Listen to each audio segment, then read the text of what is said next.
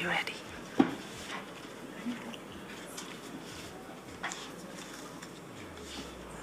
Are we ready? Yep. Oh, we ready? Yep. Good morning, everyone. Welcome to the Montgomery County Board of Education Special Population Committee meeting on January 22nd, 2024.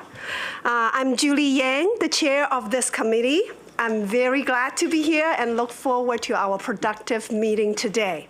But before I start, I would like to thank our former committee chair, Mrs. Smoldrowski. Special Population Committee was started as a standing committee at the Board of Education in 2017. And through all these years, Ms. Smoldrowski has truly dedicated herself to this committee, and I think her dedication and work are so admirable, and it's very much appreciated. So I want to really acknowledge her today. And I'm also going to welcome a new colleague on this committee, Ms. Rivera Owens, and returning member, Ms. Lynn Harris. Yeah, so happy to have you two here with your knowledge, expertise, and I think we will go to work great together. This committee is charged by the board to perform a greater in-depth study into our specific programs and examine the indicator concerning special populations. This work might even include area affecting special population that might require additional review for this committee. Now, going into the spring, we will start building agendas for next year. Now, I want to share a guiding principle for me in how we work together. Now, yes, we will spend time learning about programs and looking at student data, definitely. But more importantly, I see these committee meetings as a collaborative workspace for us to dialogue, envision, and create the school system that we wish to have to serve our special population students. Now, with that, I would like to have my colleagues once again introduce themselves. Good morning, everybody. Buenos dias. My name is Grace Rivera Owen. I represent District 1, and I am incredibly excited to be here today and to join the Special Populations Committee. Good morning, everyone. Lynn Harris. I use she, her pronouns, and very excited to continue the work. And I would like to invite the board staff to introduce themselves. Good morning, Patty Ersprung. I'm the staff liaison for the Special Populations Committee. Juan Ramos, Administrative Services Manager. Yeah. And I would like to the staff member at the table introduce themselves. Good morning. I'm Peggy Pugh, Chief Academic Officer. Okay. And then, go ahead. Good morning. Diana Wiles, Associate Superintendent for the Office of Special Education. And welcome to the meeting, and welcome to all the staff members in the room. First order of business, the information summary of our September 11, 2023 meeting was circulated to committee members for review and approval. Are there any questions or objections about the information summary? Seeing none, this information summary stands approved. Now we will move into our discussion for today. Now our discussion today is an important one. We say college, career, and community ready women for all students. And so for a variety of reasons, some of our students are not working towards a diploma. Today we're going to discuss who those students are and how we are preparing them to thrive in our school system. Dr. Pugh, can you start us off?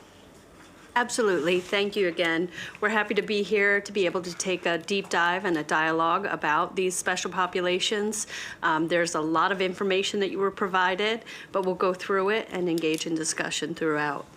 And again, as Ms. Yang said, this is about those populations of students who are not pursuing a high school diploma.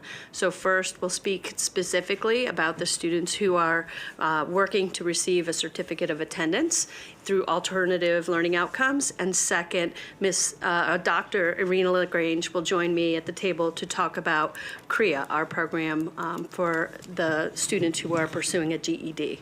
Next slide, please. So the alternative pathways to success are, just as you stated, they're about making sure that our students are ready for college, career, and community, and then for all students.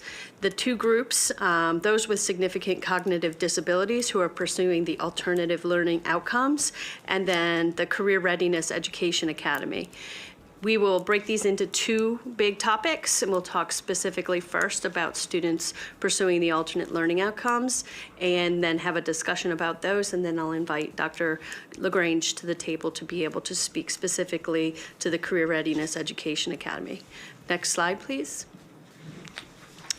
So this discussion is directly aligned to the board's strategic priority of academic excellence and increasing career training opportunities for all students. Further, it is firmly rooted in the anti-racist audit, Domain 6, Equity and Access, and specifically the observation that you see here on the screen about creating equitable access to resource facilities and classes regardless of a student's race, ethnicity, or culture, and that we are acknowledging that schools do vary in equity of access to these resources. Next slide, please. So the three key messages that we'd hope to resonate today with you is that we do have very intensively designed alternative pathways for students who do not earn a typical high school diploma. And further, that these students are participating in very rigorous programs that are aligned to the Maryland College and Career Readiness standards, and that these standards are intended to provide them with access to either college or technical school, directly into a career, and to participate in their community. To do this, we maintain a variety of partnerships with agencies, but first with families and the parents and caregivers and the students themselves as we plan specifically for students to transition. And these community agencies help the students following their typical high school career to be able to engage in what it is that they choose to pursue. And I'll now turn it over to Diana Wiles. Good morning again, Chair Yang and board members. It's a pleasure to be here this morning to talk about this very important topic. So about 2,300 students who are currently enrolled in Montgomery County Public Schools from kindergarten through 21. I'm sorry, next slide. Will earn a certificate of program completion when they exit school during the year that they turn 21. These are students that have disabilities that range. It may be a student with autism, with an intellectual disability. Regardless of the impact of their disability, we aim to provide a rigorous academic instructional program for them, opportunities for them to socialize, for them to develop their daily living skills, and for them to be successful in whatever post-secondary experiences that they wish to have. Next slide. Before we talk specifically about the group of students that we currently are servicing, it's important to understand the distinction between a student receiving a diploma versus a certificate. The most significant difference is that students working towards a diploma must meet MCPS and MSDE state requirements for a diploma. Our students with obtaining a certificate of program completion, however, are working towards obtaining the goals on their IEPs that are directly related to their individual needs and to what has been identified by the IEP team as the things that they need to work on to progress through school and then ultimately to transition into community, post-secondary, daily living activities. Next slide.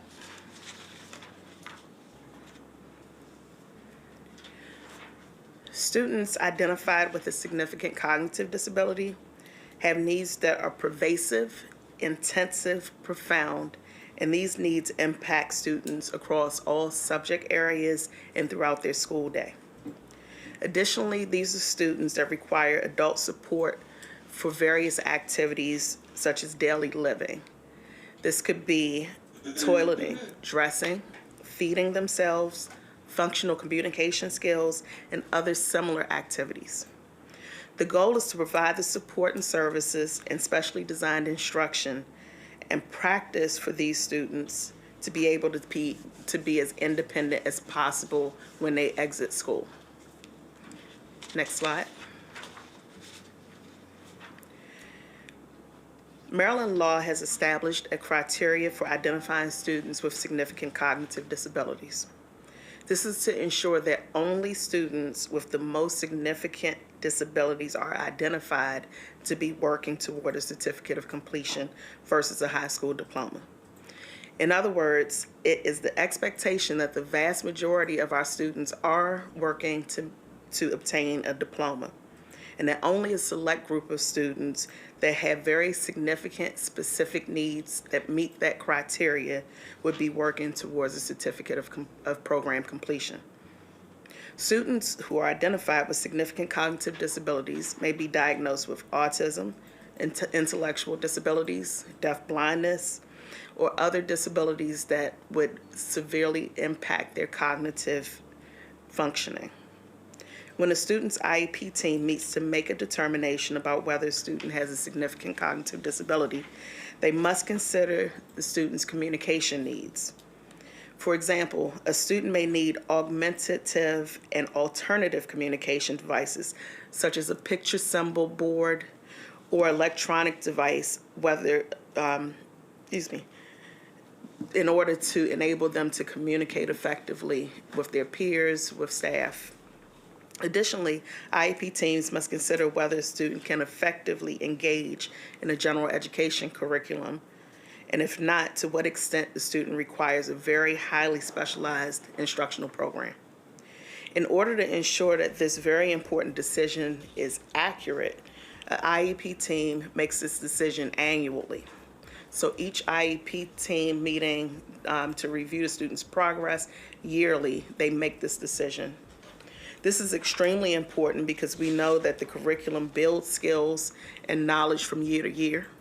So if a student works in the alternate learning outcomes, which is the curriculum specifically designed for students with significant cognitive disabilities, then we know at some point they will not have learned some of the requisite skills in the high school curriculum in order for them to earn credits towards graduation.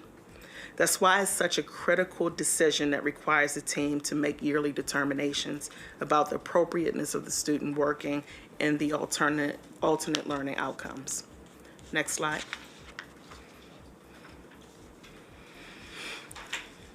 In several of our recent board meetings, the issue of disproportionality has come up. How are we ensuring that students are not being over-identified as students requiring special education services due to their race, ethnicity, or English language proficiency? There are two key ways that we address this issue as it relates to this group of students. The first is through the Comprehensive Coordinated Early Intervening Services grant. This is a grant that reduces overall special education IDEA funds by 15% when a school district is over-identifying students disproportionately as students with emotional disabilities or cognitive disabilities by race or ethnicity. In order to eliminate that practice, the district has to reallocate funds and use them for training and other professional learning opportunities so that for all students in order to ensure the students are being properly identified. The second way that we monitor the work to reduce disproportionate identification, specifically for students with significant cognitive disabilities, is through the use of the MSDE Appendix A Participation Criteria Checklist. This form and process was recently updated in 2023 in order to ensure that school districts were making proper decisions regarding identifying students with significant cognitive disabilities.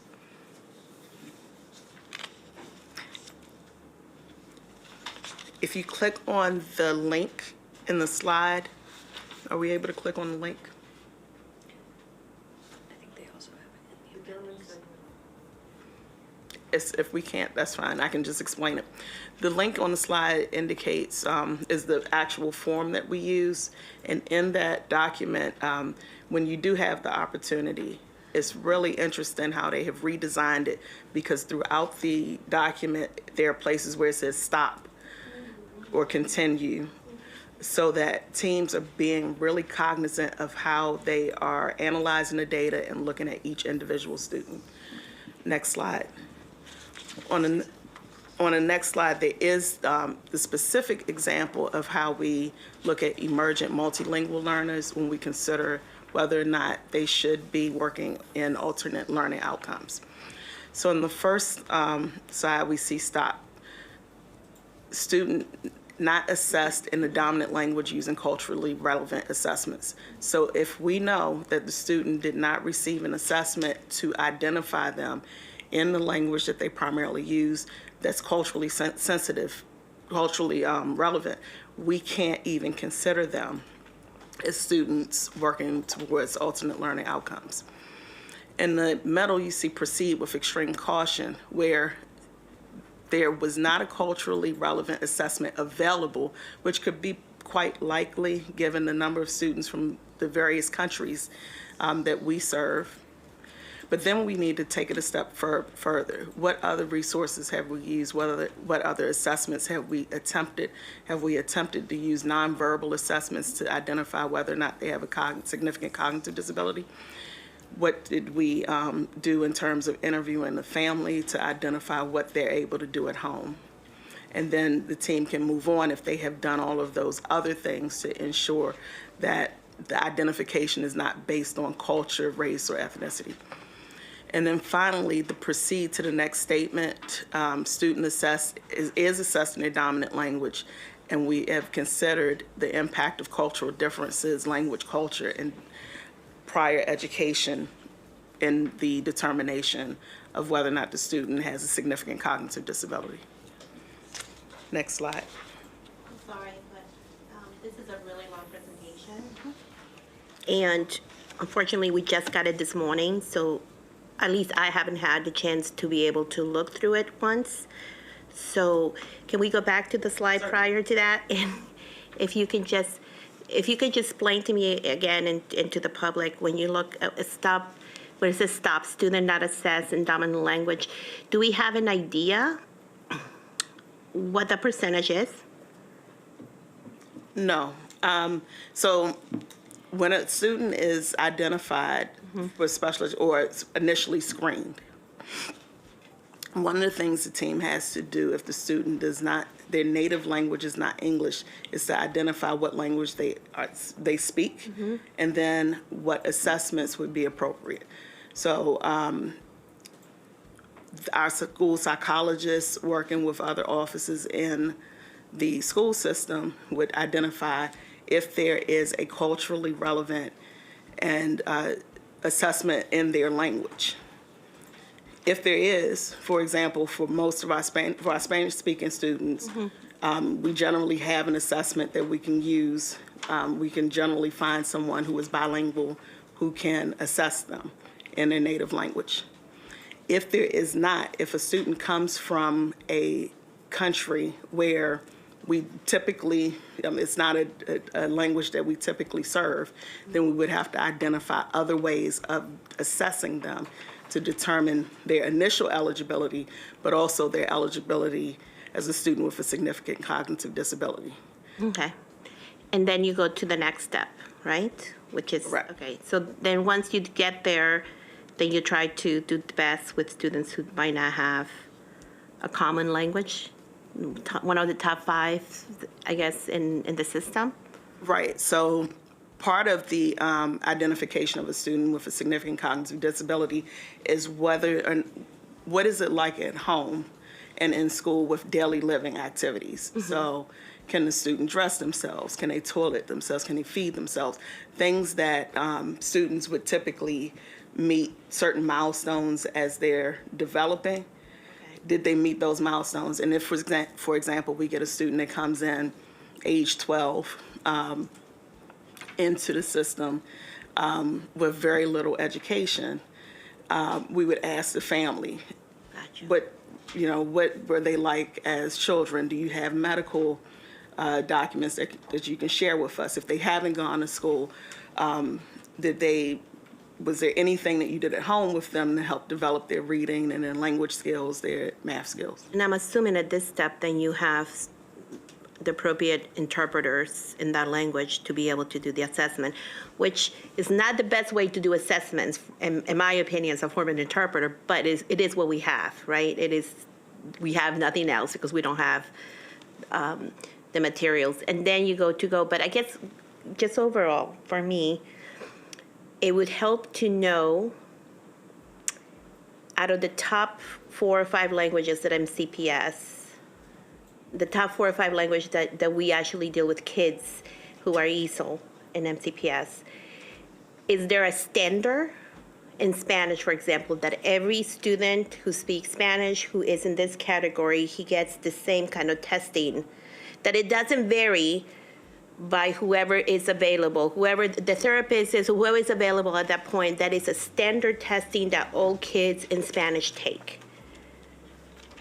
So let me see. Like if you're assessing, I think Dr. Pugh knows what I'm getting at. If you're assessing in Spanish, for example, right, and you are doing that dominant language, so let's say it's Espanol, so it's Spanish. Is that standard? And you have it for, I guess, different levels, elementary school, middle school, I don't know. I'm just putting it out there, I just don't know.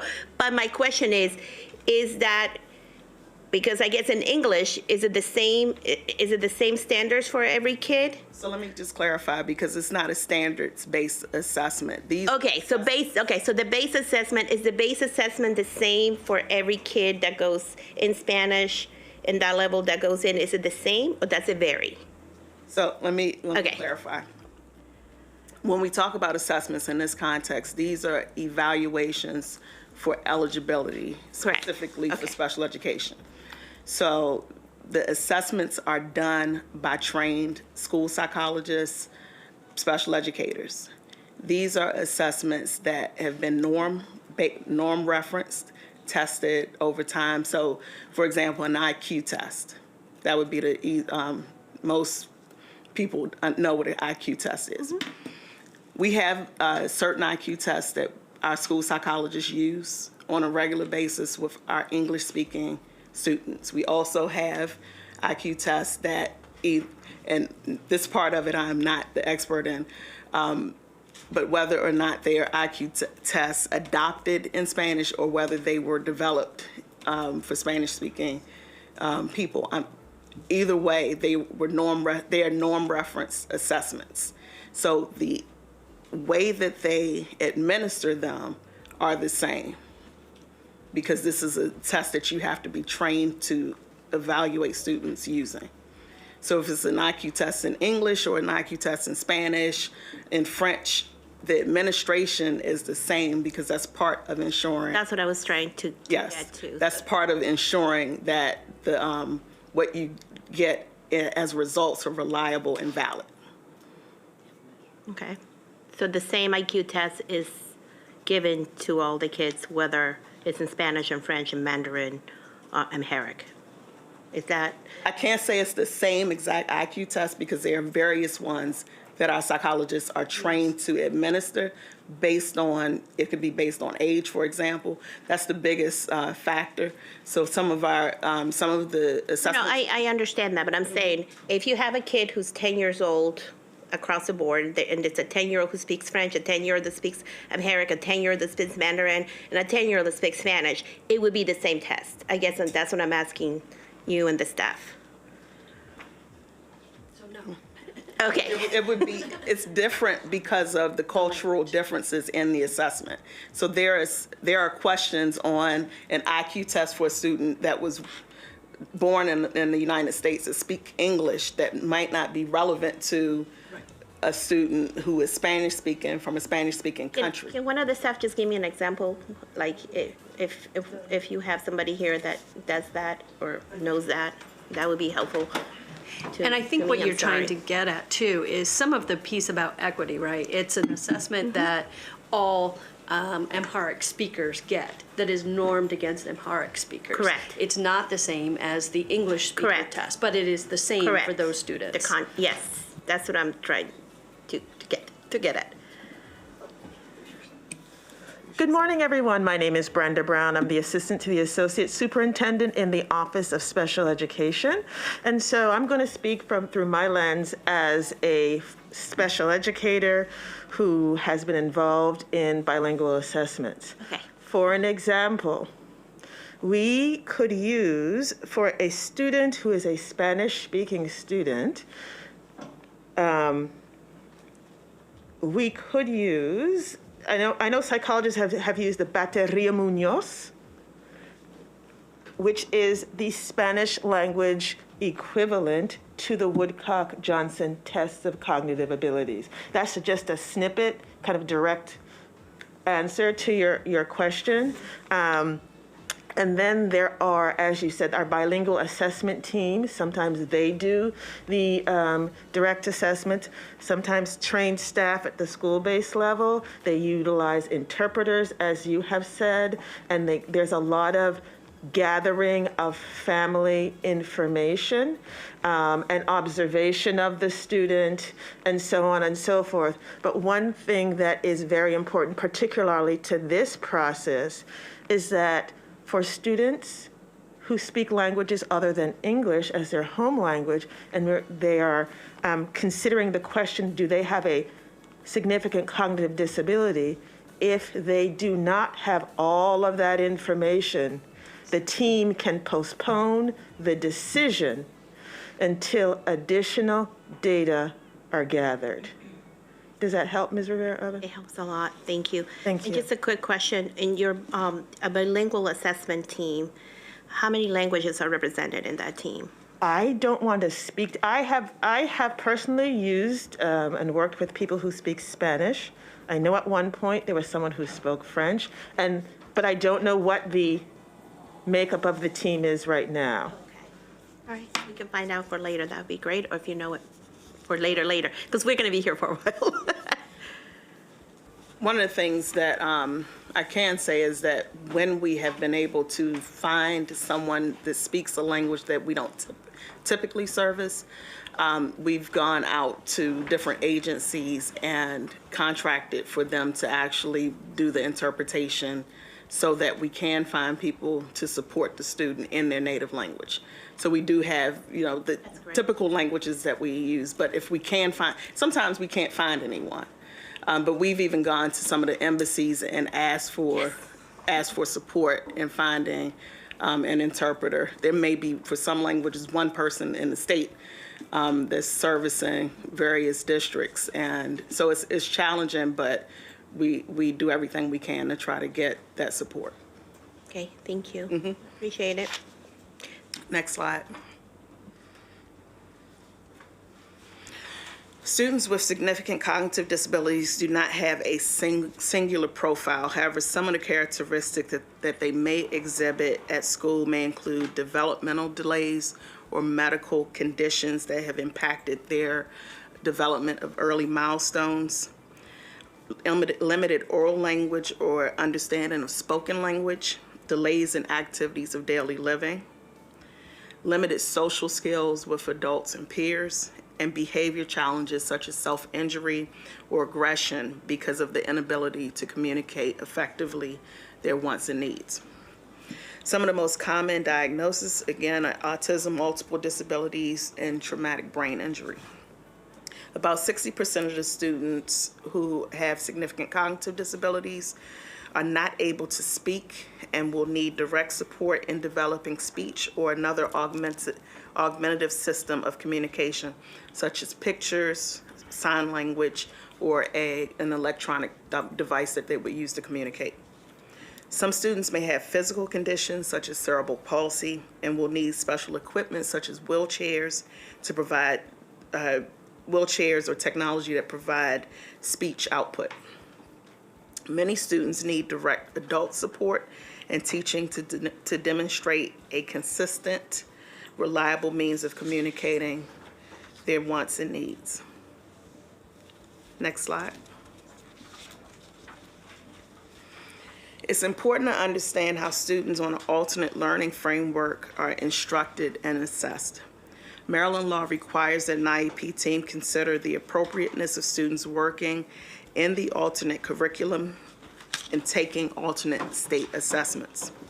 IEP teams must give parents and caregivers an opportunity to provide consent or refusal for alternate instruction and alternate assessments. Thus, some students may be eligible for both, but some parents or guardians may opt for the student to maintain presence in a general education setting so that they have an opportunity to interact with their non-disabled peers. As we'll share in the coming slides, the alternate curricular standards are aligned to students' grade level of enrollment. However, it's significantly reduced in terms of breadth, depth, and scope, as well as complexity. Next slide.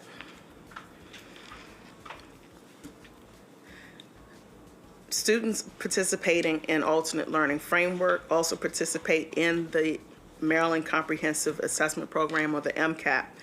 However, their assessment is the dynamic learning maps. The DLM assesses students in reading language arts, math, and science. Their scores are included in our MCPS Evidence of Learning framework.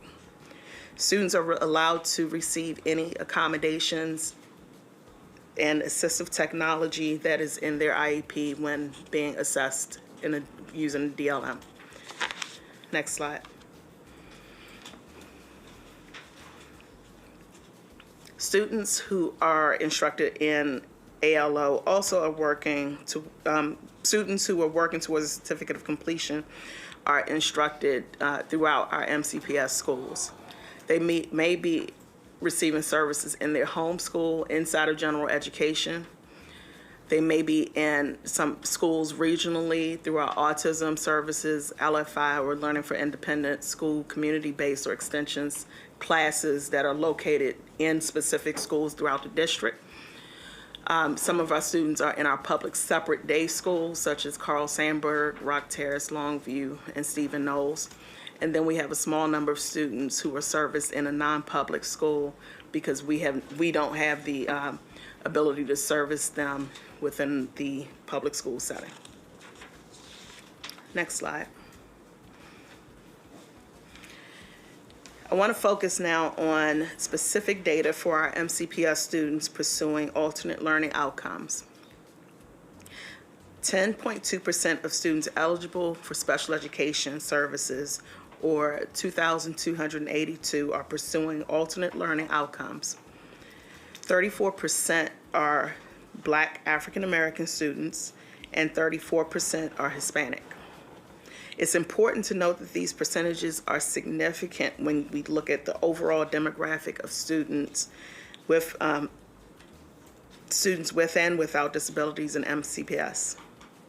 As we discussed in previous slides, the MSDE released the new guidance for identifying students in this group in order to reduce the number of students misidentified or over-identified. This is an important part of the work that we do in special education because we know the impact of student outcomes when students are not given the opportunity to work towards a diploma. Next slide. 1,166, or 51%, of students working toward a certificate of completion are eligible for free and reduced meals, while 526, or 23%, are dually identified as emergent multilingual learners. Next slide.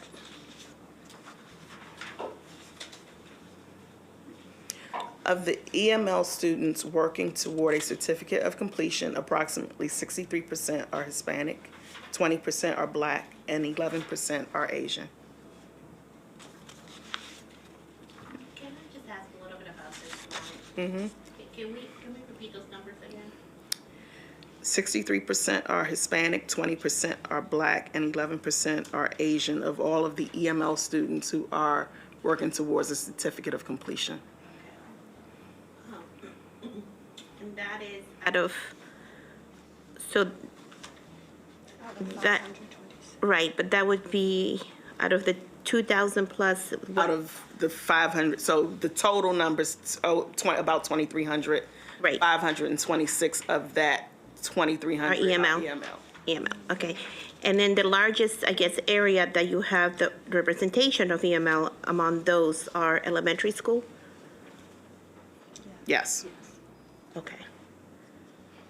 I have questions about that a little bit later, but let's just put that on a parking lot. Certainly. Okay. Next slide. This slide represents the number of EML students who are working toward a certificate of completion by English language proficiency level. The takeaway is that most are ELP level 1. That data reflects the fact that in order to be eligible as a student with a significant cognitive disability, the student must have a communication need as well. Thus, they are generally less likely to grow in English language proficiency as EML students, just as they are not likely to have proficient communication skills in their native language.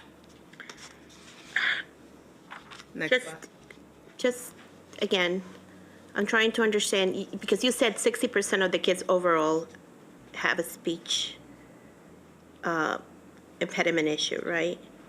That needs Or that need services. Right. And then there's another 40% that do not? They may not get direct Same. communication or So I speech and language guess, services. so I guess for me, it's breaking that down into those areas, right? Because they're two different areas, or not? I'm not sure I understand your question. So so you're looking at the whole picture here. EMLs, for EMLs, so the whole picture, including the 60% who need and the 40% who have other. So for me, what is the breakdown within that among those two groups? Does that make sense to anybody? So out of the 526 Yes. EMLs, how many get speech and language services? Yes, We can find that out. We can certainly find that out. versus Now- the ones who do not. Right, And, now- and the levels, so would it be more in elementary school? Do you see that more prominent, or do you see that more in, in middle school? I just want the different, yeah. Sure, we can get that. What I can I'm say. sorry. It was just the clarification, when she said speech services in relationship to special education services or Yeah. in relationship to. Yeah. So Both, I wanted if to- you have it. So let me clarify a couple of things. One, these are students that do get services as EML students, as well as this special education Correct. services. They're under that umbrella. Yes. Okay, got that. Okay. Students, all of our students who are eligible as ALO Yes. have some kind of communication need. What an IEP team will determine is whether or not they have a need that requires speech and Additional, language okay. services from a Correct. speech and language pathologist. Correct. And so that 40% is not that they don't have a communication. No, I understand that. Okay.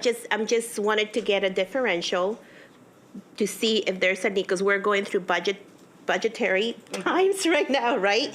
To see where those needs are, right? Because if they're under the same umbrella, it's not clear to me if, if the growth has been in elementary school, especially in overrepresentation of kids, EML students who speak Spanish, right? And whether do we need to ensure that we have enough professionals or pathologists to be able to do the right cultural, I think I know, but for me, it would be really helpful if we could break that down, because I know they all need it, but then 60% definitely need a Get speech. direct support. Correct, yeah, that would be helpful. And so the other thing that I think is important to note is that you may see more students on the elementary level that get that direct support than you would as they get older.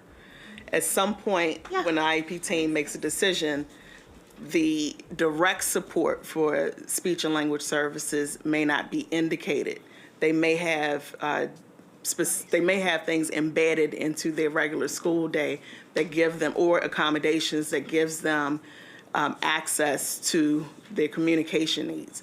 For our younger learners who may just be entering school or who may not have as much, who have not received services before, you might likely see more students on the elementary level. Okay. And in this chart specifically, so you had the ELP level 1, 95%. What does that mean to the person at home? What does that number represent? That across all of our levels, the majority of the students are on level 1. Are meeting, okay. Not meeting, they're on level 1 English language proficiency. Okay, thank you. That is important decision. But then we go to ELP level 2, and then they're all the same again.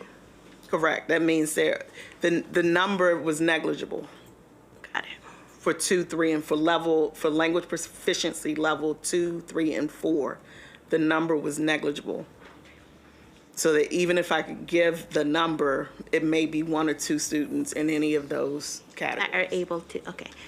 I just want us to be cognizant of some of the issues that a lot of, especially in high school, that some of our high schools have with a large percentage of children who are part of their population, whether it's special ed, whether it's METS, whether it's ESOL, that we're not comparing them to schools that don't have, and we're expecting this very high graduation results for everybody, and we're like, why can't you be like this school, when we know that, it's not going to be achievable. So having those expectations are not very realistic, and I think it's important for all of us to make, that to understand that. Absolutely. Because it's important to look at a high school and the makeup of what they have and the population numbers that they also have in their population. If that makes sense. But Yes. okay, thank you. Next slide. The data in this chart shows the proficiency level of students of this student group in the DLM for English Language Arts. Across all grade bands, students are primarily performing at a level 1.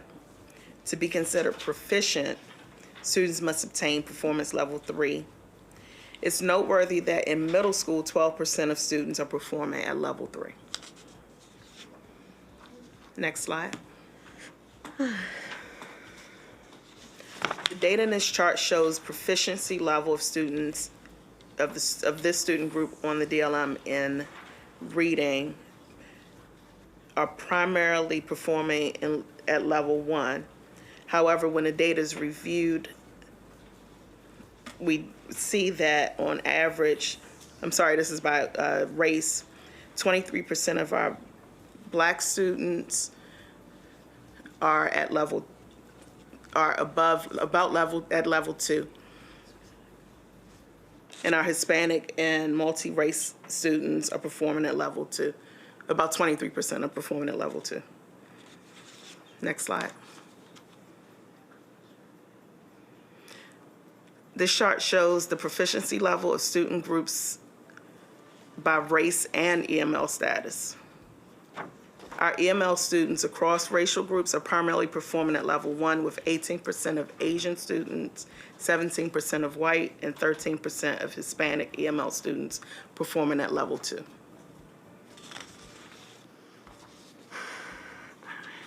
Next slide. When we look at student performance on the DLM in the area of math, we see more students across grades reaching level 2 and proficiency at level 3 than in English language arts. Can we go back again to that? Okay, Sure. let's say that again. I'm sorry, I just got this morning, so I'm like, Yeah, no I'm problem. like assessing it. Okay, let's do that again. I'm sorry, guys. So- to my teammates here. Sure. When we look at, so this is the math data overall. Yes. There are more students when we look at the DLM data who are performing better in math than in reading. More students are performing at level 2 and level 3 than what we saw in the reading data. Correct, okay. Thank you. Next slide. When we look at math data by race, we see greater numbers of students reaching level 2 and 3. This is likely because math skills are more reliant on learning and understanding numbers and symbols than on being able to contextualize spoken and written language. So we see that our ALO students meet with more success in the area of math. Next slide. When we further disaggregate the data by EML and race for math, we see that while there are some groups that are meeting with more success at level 3, students are primarily demonstrating mastery at performance level 1. Quick question on this one. Are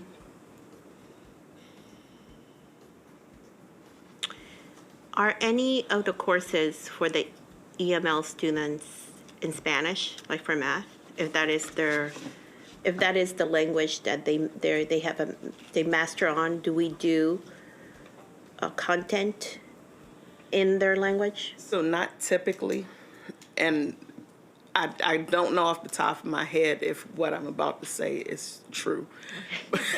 That's okay. But what I would say is that if we have any students with significant cognitive disabilities who are at any of our two-way immersion schools or one-way immersion schools, then they would get instruction in Spanish if that in fact is their native And that language. makes sense, but that also doesn't make sense that it's literally it's drove the luck, right? You just happen to live in that district where you might have a dual school versus you're out of luck if you don't.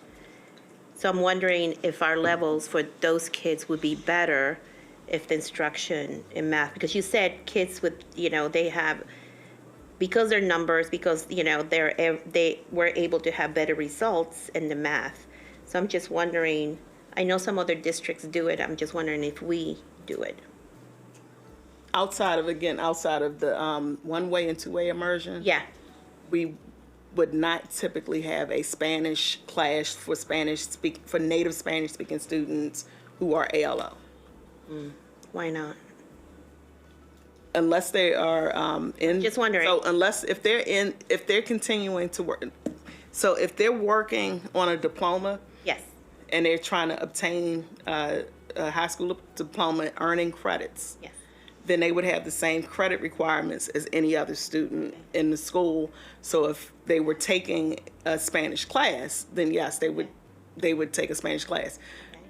Outside of that, in terms of direct services, if they were doing a reading class, it would not be in Spanish. Okay. But if they are working towards a certificate, which a lot of these kids are, right?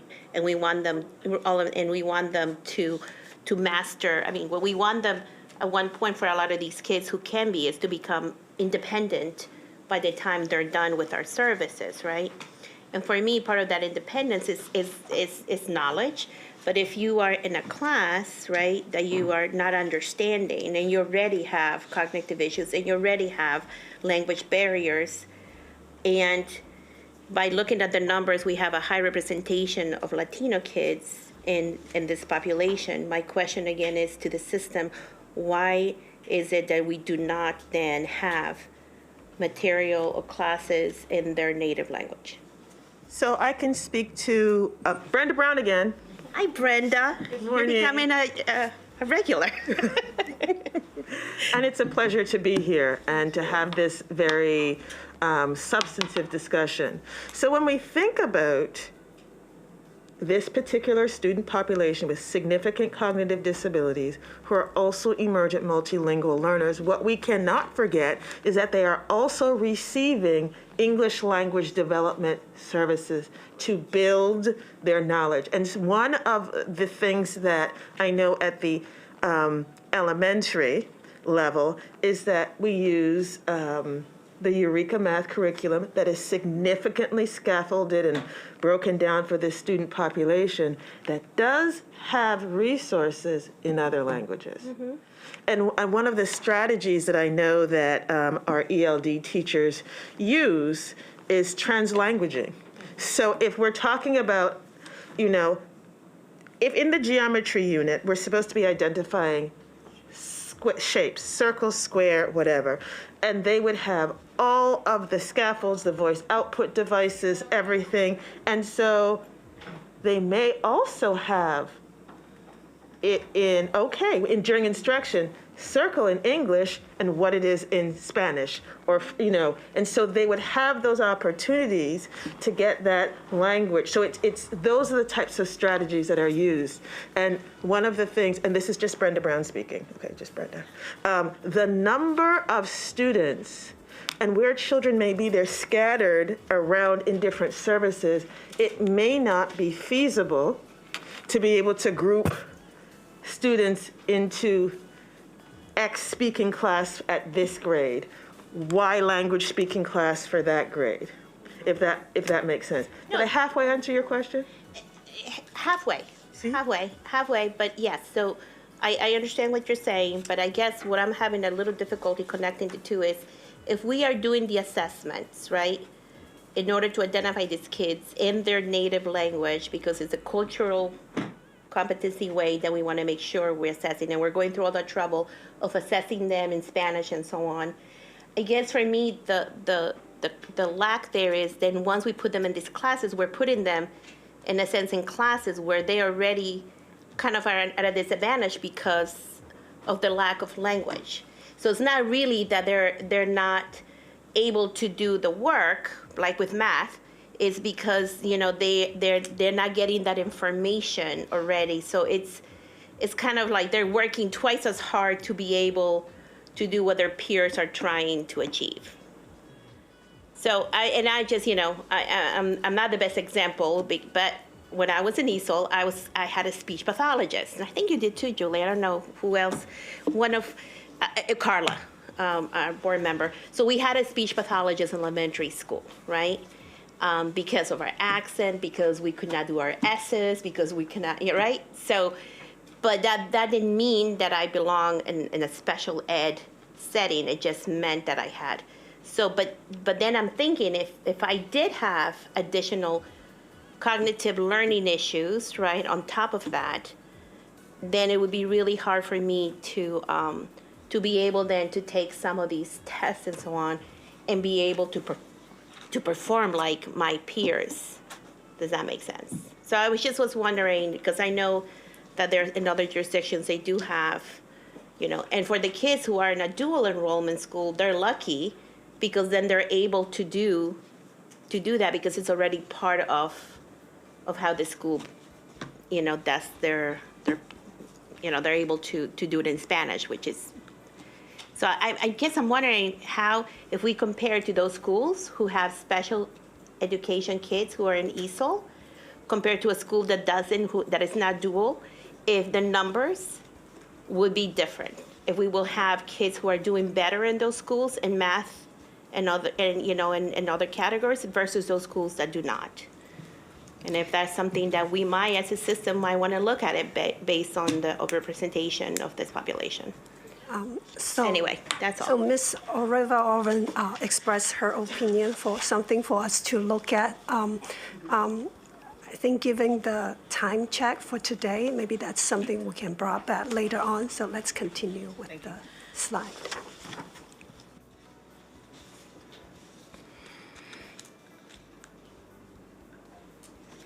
Okay, thank you. Next slide. So we wanted to turn now to what our students working toward a certificate of program completion are learning, and give you an example of how it looks different. This is a slide that represents the 4th grade reading, language arts standard, and the parallel standard from the dynamic learning maps. Here, a student working towards a diploma is expected to use details from the text to draw inferences, while a student working toward a certificate must use details to retell the text. While these are similar goals, the DLM goal is much more simplified to account for the learning needs of the student. I'd like to note, however, I'd like to note that teachers can and will extend these standards and create opportunities for students to expand their knowledge based on students' individual needs.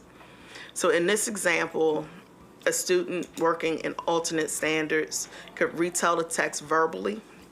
They could use pictures to help identify what how the pictures represented the story that they heard.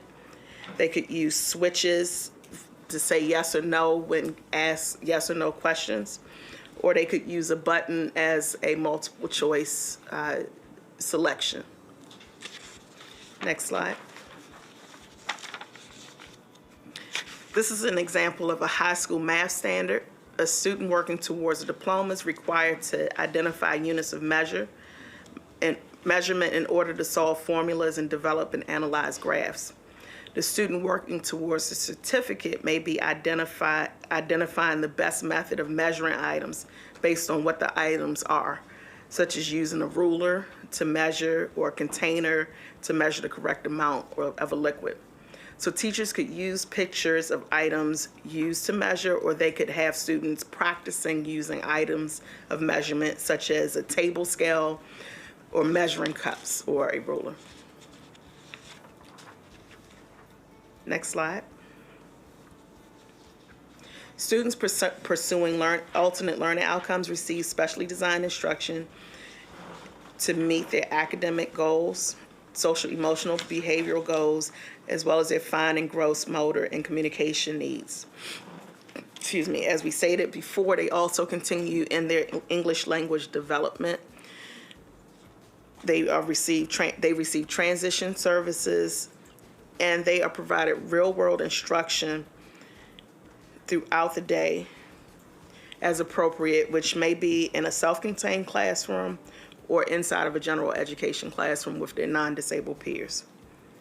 As with all Maryland students, they receive a report card that's provided to their parents or guardians, as well as an IEP progress report to document how they are doing and meeting their IEP goals. Next slide. Now that we've talked about who our students are who are working towards a certificate, how they're identified and what they are learning, as well as where they're learning, we're going to focus on one of the most important aspects of educating this group of students, which is transition services. Transition services are a coordinated set of activities designed to help students move from school to post-secondary activities. Federal law requires that we begin transition services at age 16. State of Maryland requires that we start at age 14.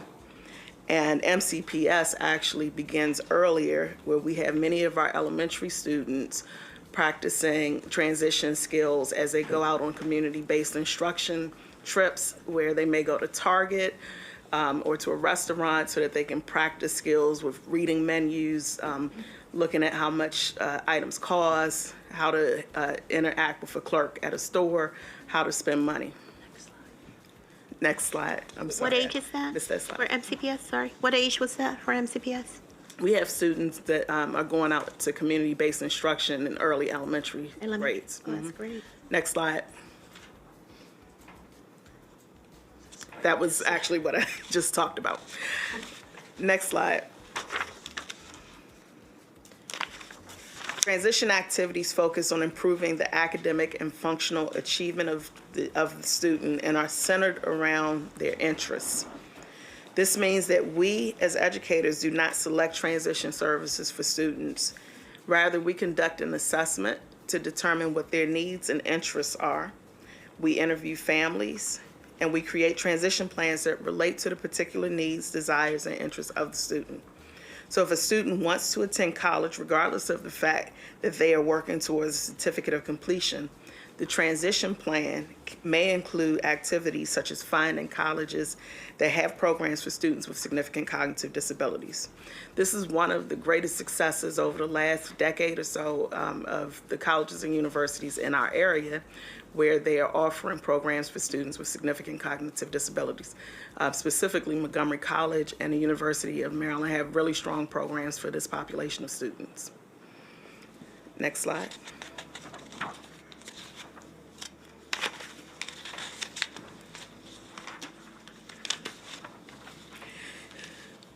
Transition planning is student-centered and supports movement from entitlement to services as a public school student to eligibility for adult services.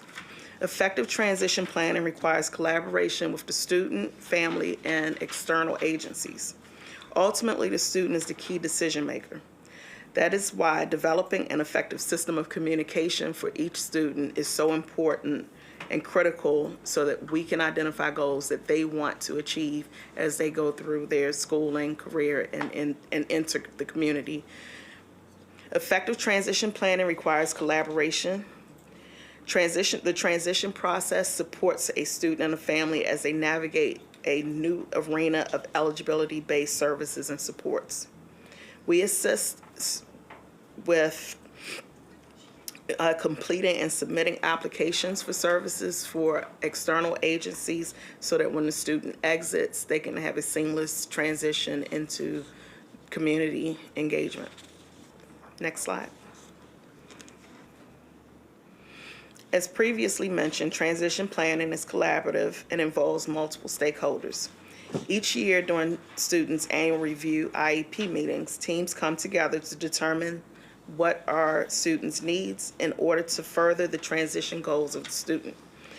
As students get older, services and service providers become more specific and specialized based on the identified needs and interests. Next slide. Transition planning for our older students who are close to exiting at age 21 includes linkages for them and their families to adult agencies such as the Developmental Disabilities Administration, Department of Rehabilitative Services, Behavioral Health Administration, and the Social Security Administration. These agencies serve students as they exit school and or jobs, and our job, is to focus on the student and the family and ensure that the agencies that can provide them the most services are, that they are ready to work with them. We begin the lengthy transition planning process for students as close to 14 as possible to ensure they are found eligible for services when they exit school. Now I want to bring up Patricia Cochran, who is our supervisor for transition services, and she's going to tell you about Timmy.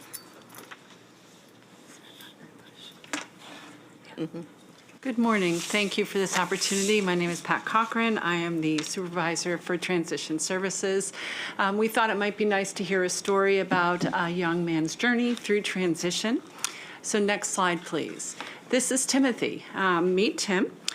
With all this background in mind, I wanted to share this information about him. Tim is a 2022 graduate of Longview School, where he earned a certificate of program completion. While attending, he received specially designed instruction to meet all of his academic needs. He had physical therapy, occupational therapy, speech and language therapy, Interact services, which are those interdisciplinary augmentative communication services, and transition support services, which assisted in developing an effective and consistent communication and educational plan.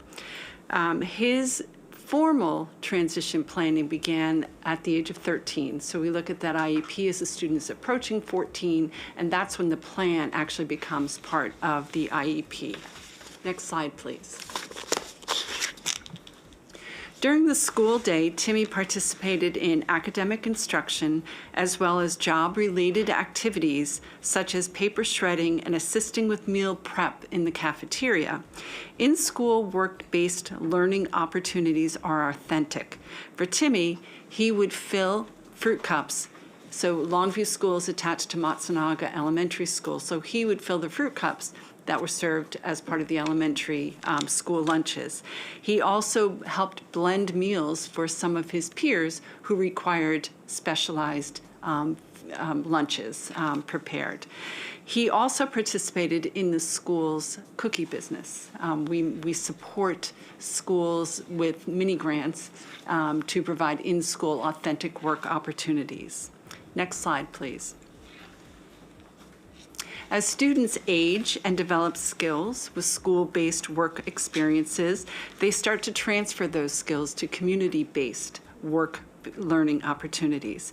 Timmy was able to generalize those cookie skills he learned in our cookie business at Fairfield Marriott, where he helped staff in baking and serving the cookies at their hospitality desk. We have multiple community partners that we work with, and included two of our bigger ones right now are both CVS and Walgreens, where we have many students participating in community-based instruction. Both school and community-based employment readiness skills help develop authentic employment skills and assist with the development of a robust resume as students prepare to graduate. Next slide, please. Since completing school, Timmy has participated in self-directed services through the Developmental Disability Administration, or DDA. Most of our ALO students, not all, but most of them do move on to DDA services and supports. Timmy and his family selected self-directed over the traditional model because it allows them to lead the way and make informed decisions regarding how he spends each day. Timmy currently participates in volunteer work. He takes challenge classes at Montgomery College. He participates in a variety of community-based activities such as swimming and fitness classes. He's involved with a music class in another community-based organization. He even participated in an indoor skydiving opportunity at a local arena. DDA provides the funding for opportunities and staffing to support Timmy as he participates in these preferred activities. I'll now turn it back to Diana. Thank you. Next slide.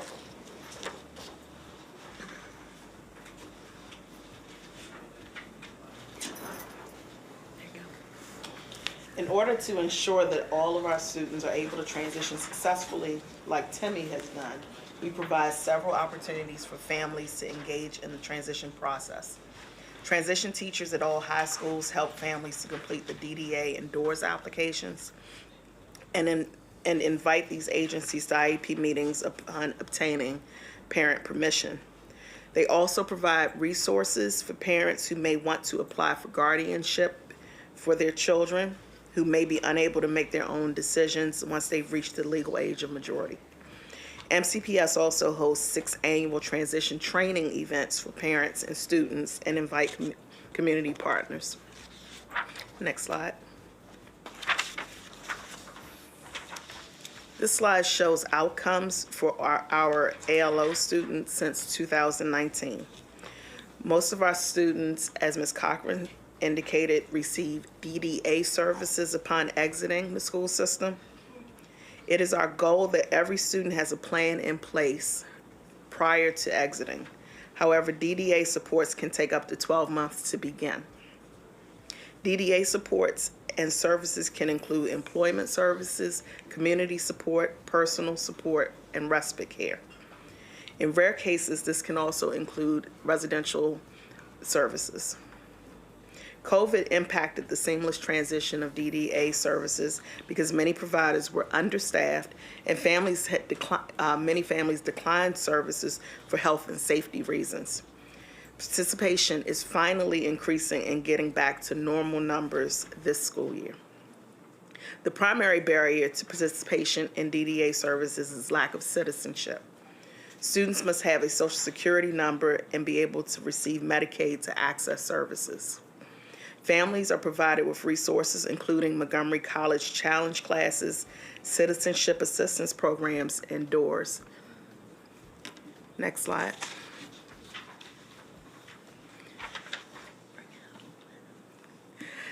There are 2 primary challenges that we face with ensuring successful transition for students working towards certificates of program completion. The first are internal challenges with identification and instruction of this group of students.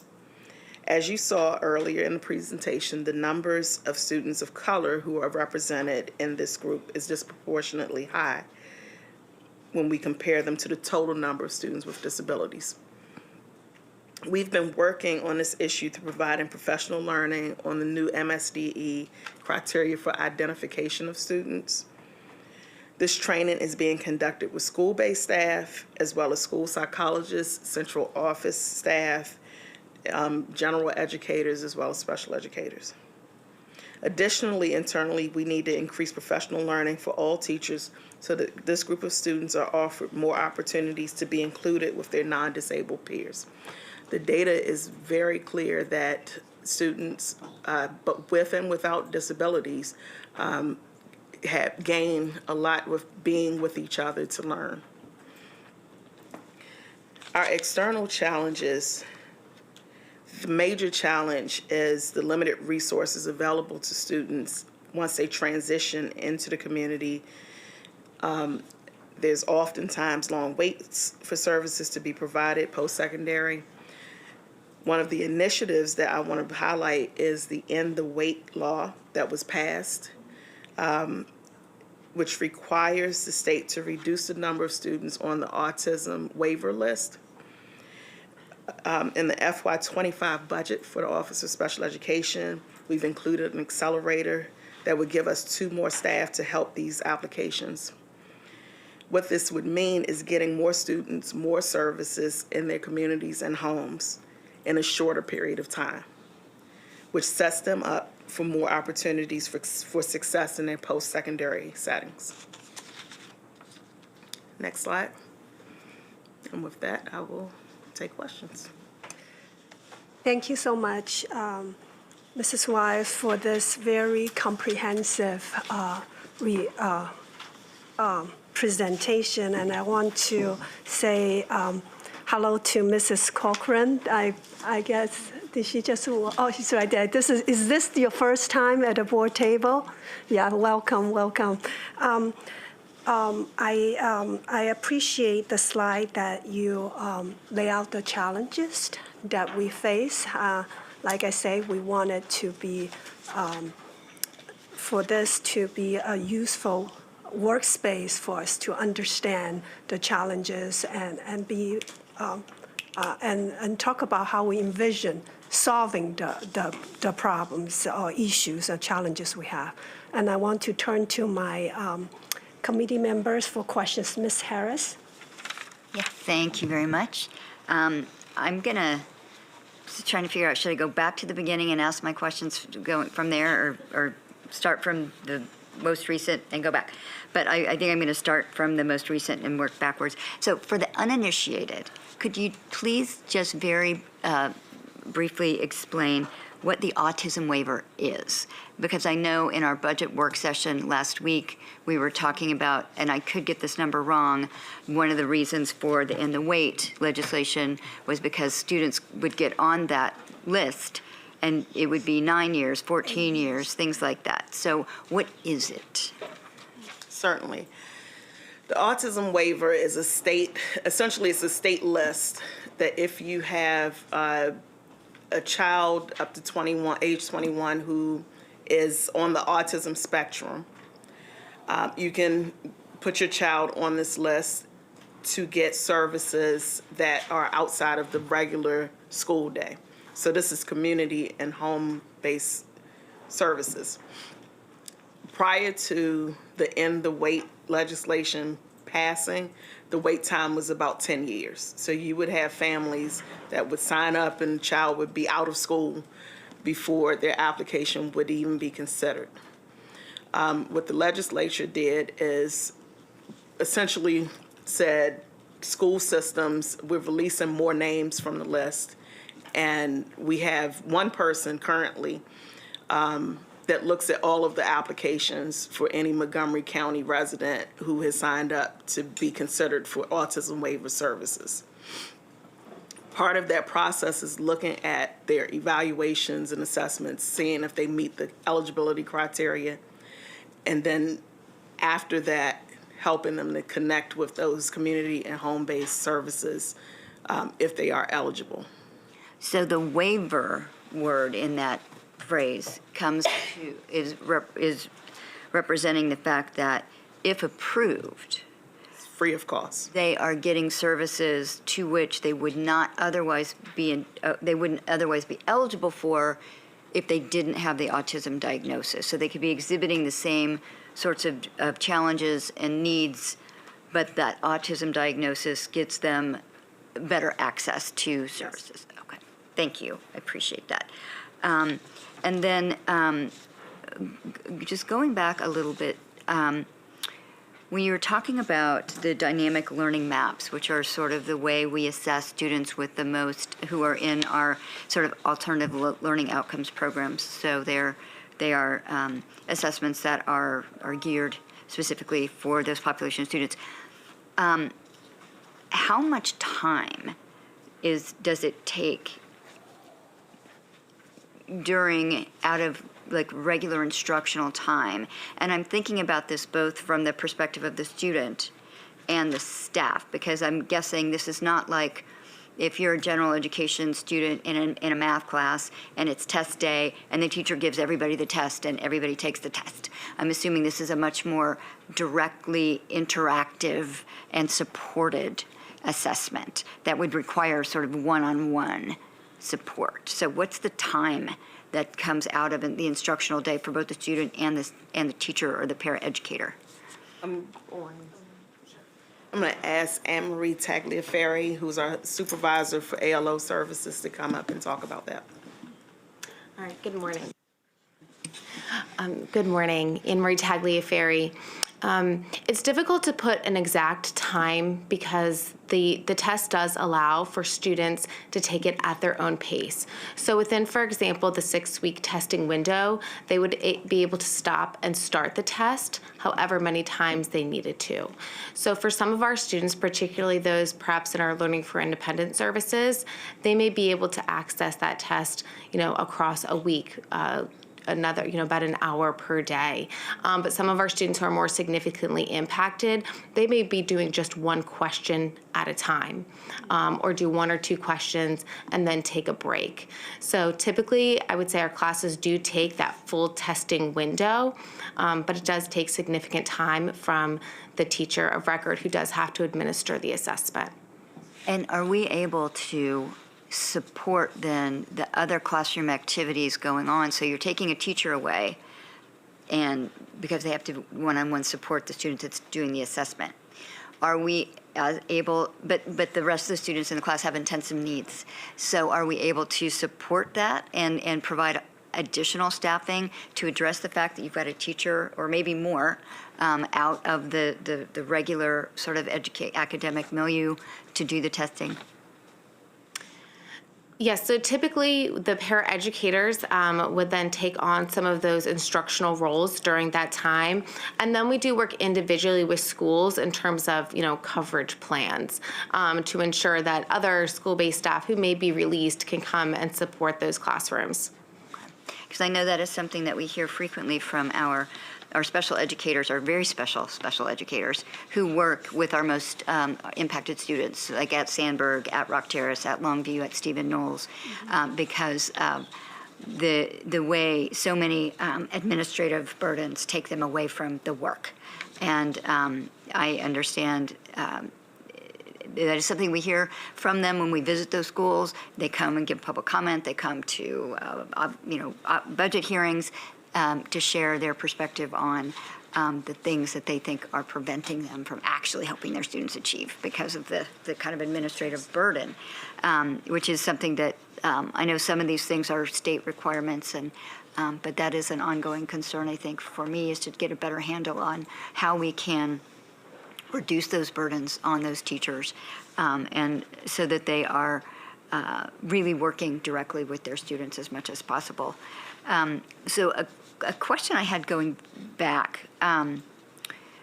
So you mentioned very early on that students who are going through sort of this Appendix A assessment through the IEP process to see if they are appropriate for an ALL program, but that is an assessment that has to happen annually.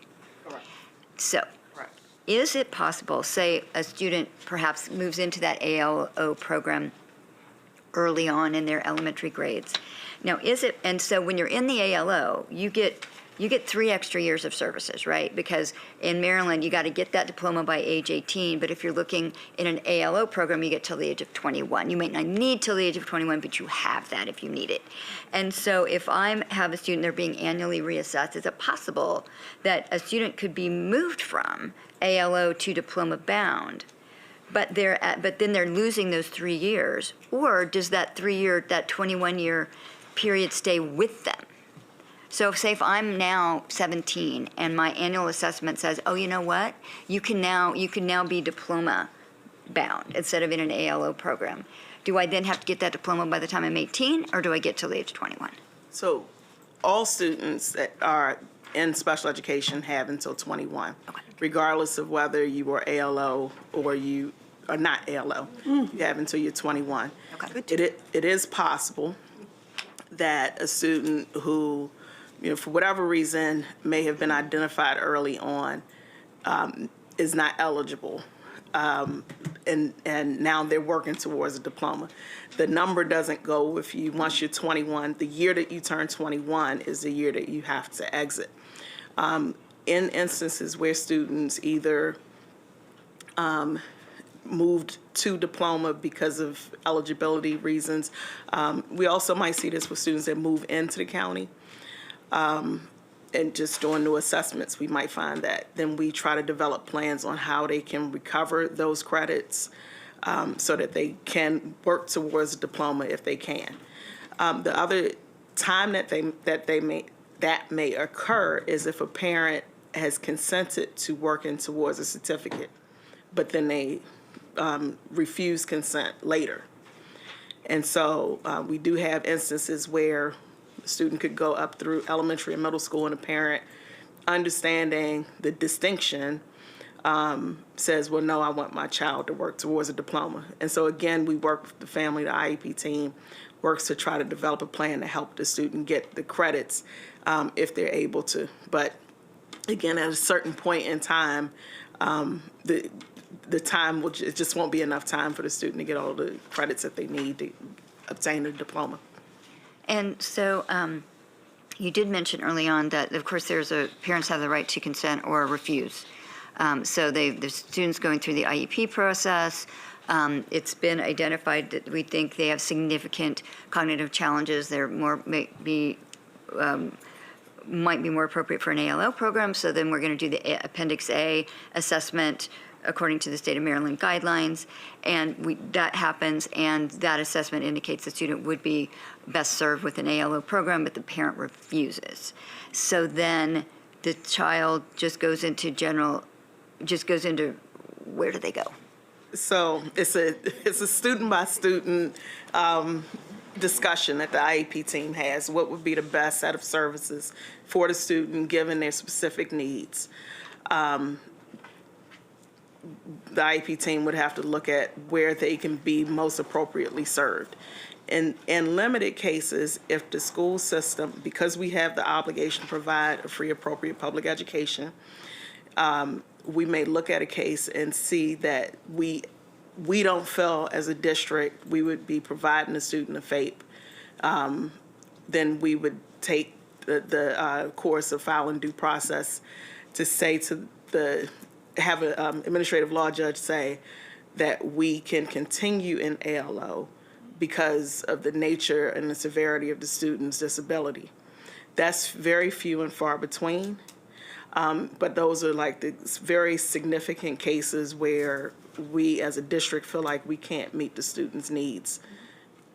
Yeah, and just not asking specifics or anything, but in general, what percentage of families whose student goes through this full assessment process, it's determined they would best be served with an ALO, and then refuse? Is there what percentage? So it's kind of tough to get a percentage because we don't really have a good data pool for that specific data point. What I can say is that there are some groups that are strong advocates for non-ALO for continuing to work towards a diploma. So, for example, the Down Syndrome Network is very, very interested in creating general education inclusion opportunities for students with Down syndrome. And so many times families of students with Down syndrome will refuse the ALO pathway because they want their students to work with their non-disabled peers.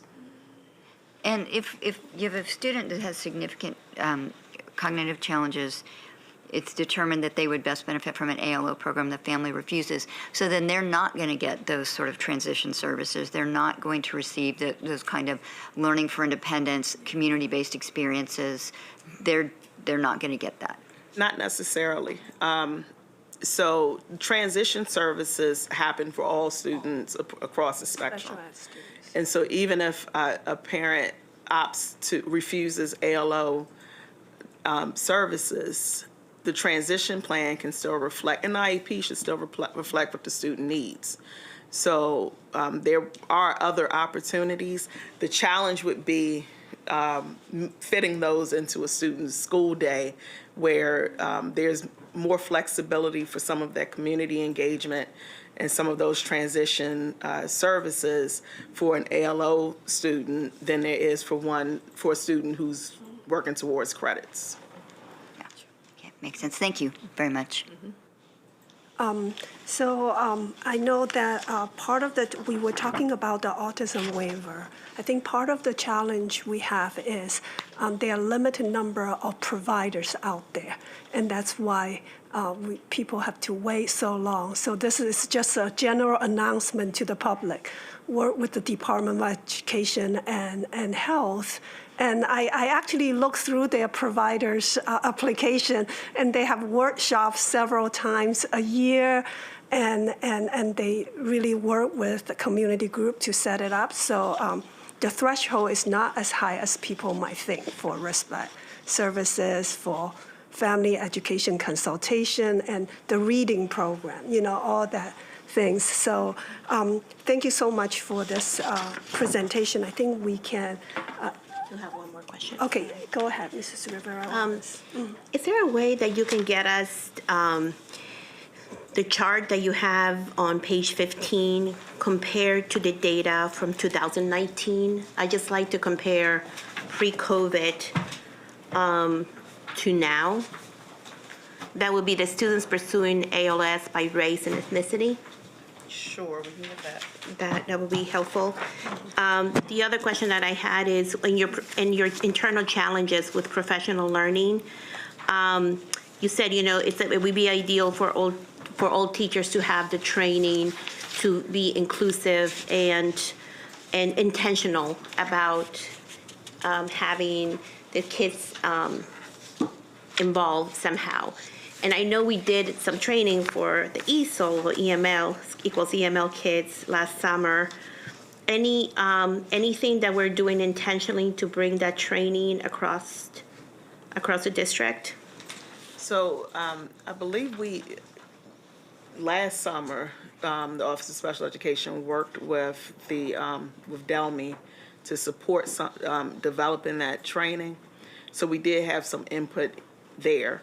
But right now, we're in the process of identifying what summer learning opportunities we'll have.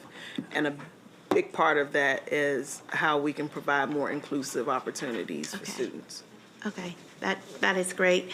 And then about the waiver, any idea how many applications we do yearly for this program? Because you said we have only one person on staff. And you're asking in the budget for 2 additional? We're asking for 1 instructional specialist and a secretary. Okay. I believe last week in the budget work session, I think we think of 540 student increase, but I don't know where we were before, so I can find that out for you. And I assume we have a waiting list? Yes. Yes. Okay, I just wanted to. And on the services that you have, they're all like state agencies. I'm wondering, do we have any local partners and that we work with, whether they're nonprofits, or how is our partnership with HHS specifically with young people who are transitioning? and I heard you loud and clear that one of the biggest challenges is the lack of citizenship. And I know there's some nonprofits in the community as well. I don't think people realize how expensive it is to become a U.S. citizen these days. For some of these families, it could be a month's rent. So it is a huge challenge, and I see that there's no representation of farm kids in this population, so it is a huge hardship. So I'm just wondering the connections that we have in the community to do that. Yeah, you can. So just to clarify, partnerships in terms of community partnerships really relates to transition services throughout schooling, which Ms. Cochran can talk about. When you look at the agency linkages, those are agents, like we're required to identify Oh, I see what you're saying. You have to, okay. Right, got so it. these are the agencies that might do ongoing assessments of students or will identify state activities or state things that the student can get when they get out of school, when they move into adult services. So it's a little bit different. It's not necessarily a partnership per se that we have with the agencies as much as it is a requirement that we identify what a student might need. So for planning purposes, so that the state knows these are the students that are coming out. That makes sense. Yeah. I agree with what Diana was just saying. And, you know, and right on the IEP, we have a linkage page. So we are required to work with the families and get consent. We can't do anything without parental or guardianship consent to assist in the application process, because remember, everything is going from entitlement to eligibility services. So we work with families on Division of Rehab Services, on Developmental Disability Administration, on behavioral health, if that is appropriate, on WorkSource Montgomery, if that is appropriate. Those are our primary ones. However, when we talk about community linkages, there are approximately 38 providers of traditional DDA model agencies within Montgomery County. That is very fluid. It is changing as more parents are selecting self-directed. That's changing. But we do work with other community partners in terms of accessing those citizenship requirements for DDA. And it really is the Social Security number is really the bottom line, because these waivers are all Medicaid waivers, so that requires that Social Security number and quite often citizenship. So we do work very closely with our coordinators of community service, who are DDA-funded agencies. They kind of pick up that case management once they start exiting from the school system, and they then may take that on. So we complete that process as much as we possible to access DDA supports. That may require additional work from the DDA end to assist families in getting what is needed. Thank you. And the last question I had was about parent involvement.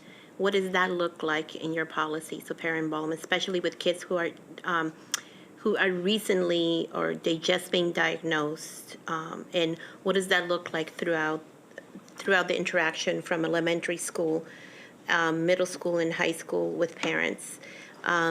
Is there across the board? I don't know. Do you have a parent engagement group? I just trying to get an idea, because as some of you know, I run a nonprofit, and we had a little boy who had just been diagnosed with severe autism in kindergarten. So we already are catching up, in my opinion.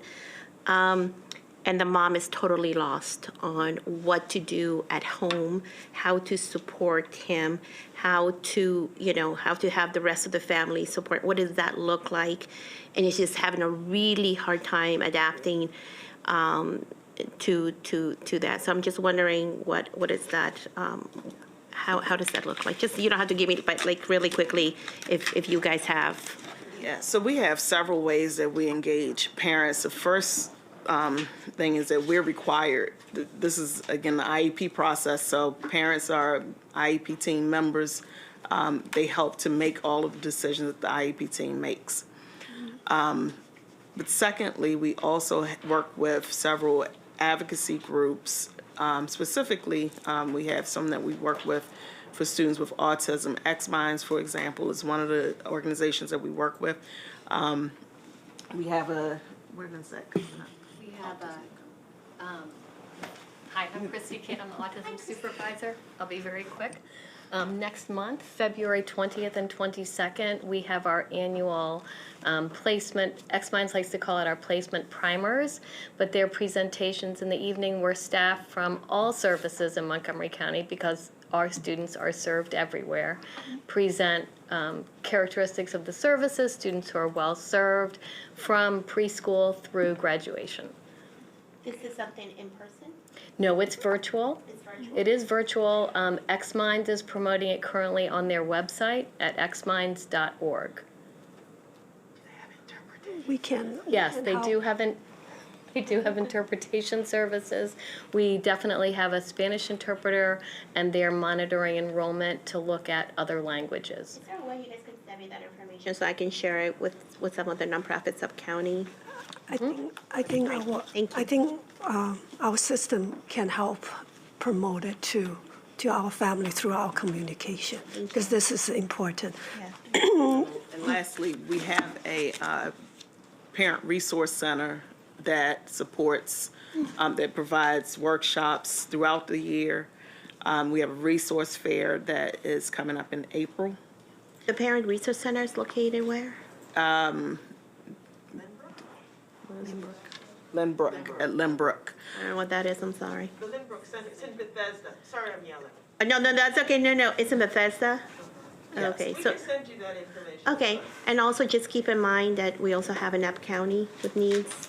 So anything that you guys do, I love what you guys do, but sometimes when it's stuff that is in person, or even when you have the interpreting, but if it's in an area where some of our families have to take 4 or 5 buses, it's not doable. So please know we have an Up County Regional Center as well.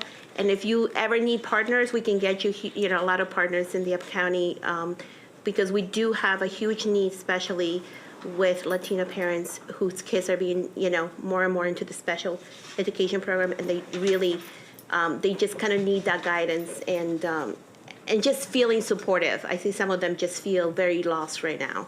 Well, the other thing is, so we just moved it to a physical location, so all of the resources are on our website. We also have an individual that is responsible for the parent resource. So when I say resource center, it's a virtual center, but there also is a location. So it's very flexible in terms of meeting parents' needs. And also keep in mind, I hate to be to beat that dead horse, but keep in mind that a lot of the families, Wi-Fi, it is a barrier. It is a very real barrier, especially with farm families, that a lot of them don't have Wi-Fi. So as much as they would like to take part of that, there is that barrier as well.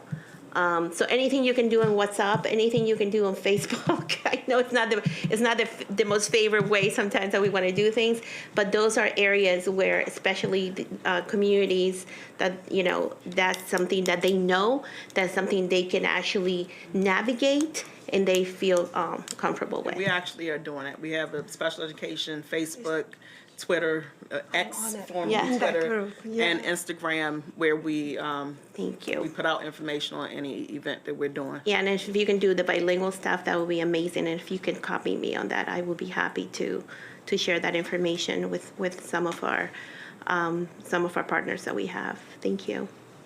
I just wanted to add that we do run 6 parent events in transition services on multiple topics, and they are available. We send those out in multiple languages, and actually we have partnered with the Parent Resource Center this year to, she sends it out, all of our information out. We've also partnered with Jubilee, that goes out on WhatsApp to our Hispanic community primarily. We have an Hispanic interpreter at all of our events. We have also this year added Amharic and I think Vietnamese at our most recent. We have a mix of in-person and virtual, depending upon the topic. But we are internally looking at our ability to access families, multicultural families, and bring them in. sooner rather than later because of the timelines required. Thank you so much. I know that this is a topic we can spend hours on, and I also know that today we have another committee meeting here at 1 o'clock, so I am trying to get us on schedule, but thank you for everyone. Thank you to the photographer who catch such good pictures of Timmy, and I really, that humanized our students, right? So thank you. So let's move on to the next topic, which is career readiness for our education academy. Dr. Lagrange, please go ahead. Yes, as we transition to another special program that we are fortunate to have here in Montgomery County Public Schools, I think it's important to keep in top of mind what you've been saying. The questions that you've been asking is about families and what they're actually going through as they're making these decisions for their children and the support that they need. So we want to make sure that we're aware of and reaching out and doing two-way communication. So for families who are struggling, there are families just like them in the community that we can connect them with. So I'll add on to the end, the CCAC is a Citizens Advisory Committee that meets routinely, that is made up of families of Montgomery County Public School students that are receiving special education services. So that's another resource. I believe they have a meeting coming up this Yes. week in the Yes. evening, right? Yes. So I encourage all our parents to join. It just takes an email and then you join and they send you Zoom link, and I'm on the list too.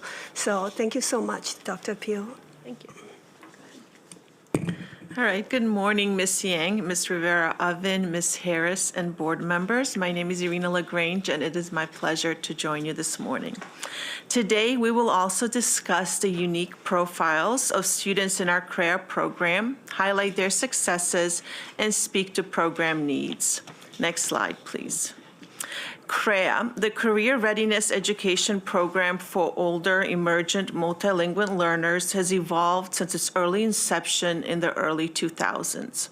While the academic components of the program have focused on helping students learn valuable work skills, attain their industry-recognized credentials, and the General Education Development Tests, also known as GED, many CREA students would tell us that the program has done much more than that, especially when it comes to helping them adjust to life in new countries and access available resources. Over the years, the funding and the staffing have consisted of a patchwork of resources, yet what has been consistent is the small but mighty group of teachers, paraeducators, instructional specialists, and supervisors who have often taken on multiple roles and have gone above and beyond to help our students succeed. Next slide, please. Before we delve into the specifics of the CREA program, it is important to review the definition of the students we identify as newcomers. A newcomer, as defined by the Department of Education, is a student who was not born in the United States and their family has recently arrived in the U.S. While all CREA students are newcomers, not all newcomers are CREA students. Next slide, please. While some of the students are referred to CREA by their international office, most students are recommended by their local high school. Students become eligible for the CREA program when they meet the following criteria. They're residents of Montgomery County and enrolled in a high school in MCPS. They're 18 years old or older by the first day of the school year. They're enrolled in the English Language Development Program in MCPS. They have school records and data highlighting that they're unlikely to meet MCPS graduation requirements by the age of 21 and/or are interested in earning industry-recognized credentials and pursuing an alternative pathway to high school diploma through GED preparation. Next slide, please. The program is structured to meet the needs of our students. 72% of students are 19 to 20 years old. 45% last completed elementary or middle school. 86% of CREA students work due to financial need, while more than 50% of students work 30 hours per week. I'm sorry, where's the slide? I'm sharing that information. It's not on the slide. Can you send that? Absolutely. Okay, 'cause I'm sorry, you're going to have to say it again so I can write it down. I can send it to you as well. Okay, go ahead and say it again. So I can- Sure. 72% of students are 19 to 20 years old. 45% last completed elementary or middle school. 86% of CREA students work due to financial need, and more than 50% of students work 30 hours a week or more. 9% of students have children, and 31% of students live independently or with a non-familiar guardian. And some of these data is repeated in the later slides, so I'll point it out. As a result of the program is offered 5 days a week, both during the day and in the evening. Majority of the students attend the evening program at Thomas Edison High School because they work during the day. Next slide, please. There are two areas of foci for CREA. One is CTE certification, and the other is GED attainment. Since the majority of the students had interrupted education, once they enroll in CREA and prior to having them take GED classes, they begin with newcomer classes for both math and ELA. And when ready, they transition to GED preparation. All ELD classes are taught by ELD teachers and supported by bilingual paraeducators. And the average class size is between 15 and 30 students, while the GED classes run smaller. Next slide, please. Another significant component of student experience is CTE attainment. Students have an option to select among different pathways, such as construction, automotive, restaurant management, hospitality and tourism, and nail technology. Next slide, please. CTE courses are offered on Tuesday and Thursday evening, 6 hours per week with CTE teachers. Students are also provided with a survey at the end of the school year to ensure that we're meeting their interests with career pathways. For example, HVAC and electricity and nail technology were added as a result of student voice data. IT and healthcare are a current ask. Next slide, please. When looking at longitudinal student data, it is evident that since the pandemic, student enrollment has been much higher in the evening program due to both work and family obligation. The current total enrollment is 155 students. The evening program consists of 135 students and is supported by full-time and TPT staff. Specifically, there's one instructional specialist, 3 full-time ELD teachers, 5 paraeducators who provide both instructional support and serve as part of transportation, 7 CTE teachers who work 2 times per week, 1 parent community coordinator, and 1 para as attendance secretary. Next slide, please. I'm sorry, really quickly. So the total is 155, and the evening is 135, so the day school only has 20 kids? Correct, and those students are at Thomas Edison in their day program.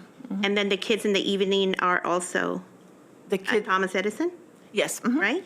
Okay, and I'm sorry, you have how many full-time folks for this program? Absolutely. So we have 1 instructional specialist, Who's full-time? 3 full-time English language development teachers, Uh-huh.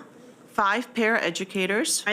What are they? Are they TPT? Are they The full-time? paras are full-time. And they serve both in the class to support classes, and they also drive buses. Okay, so 3 para-educators and 5, and they also do the buses. And then we have 7 CT teachers, and they come in 2 times per week for different CT pathways.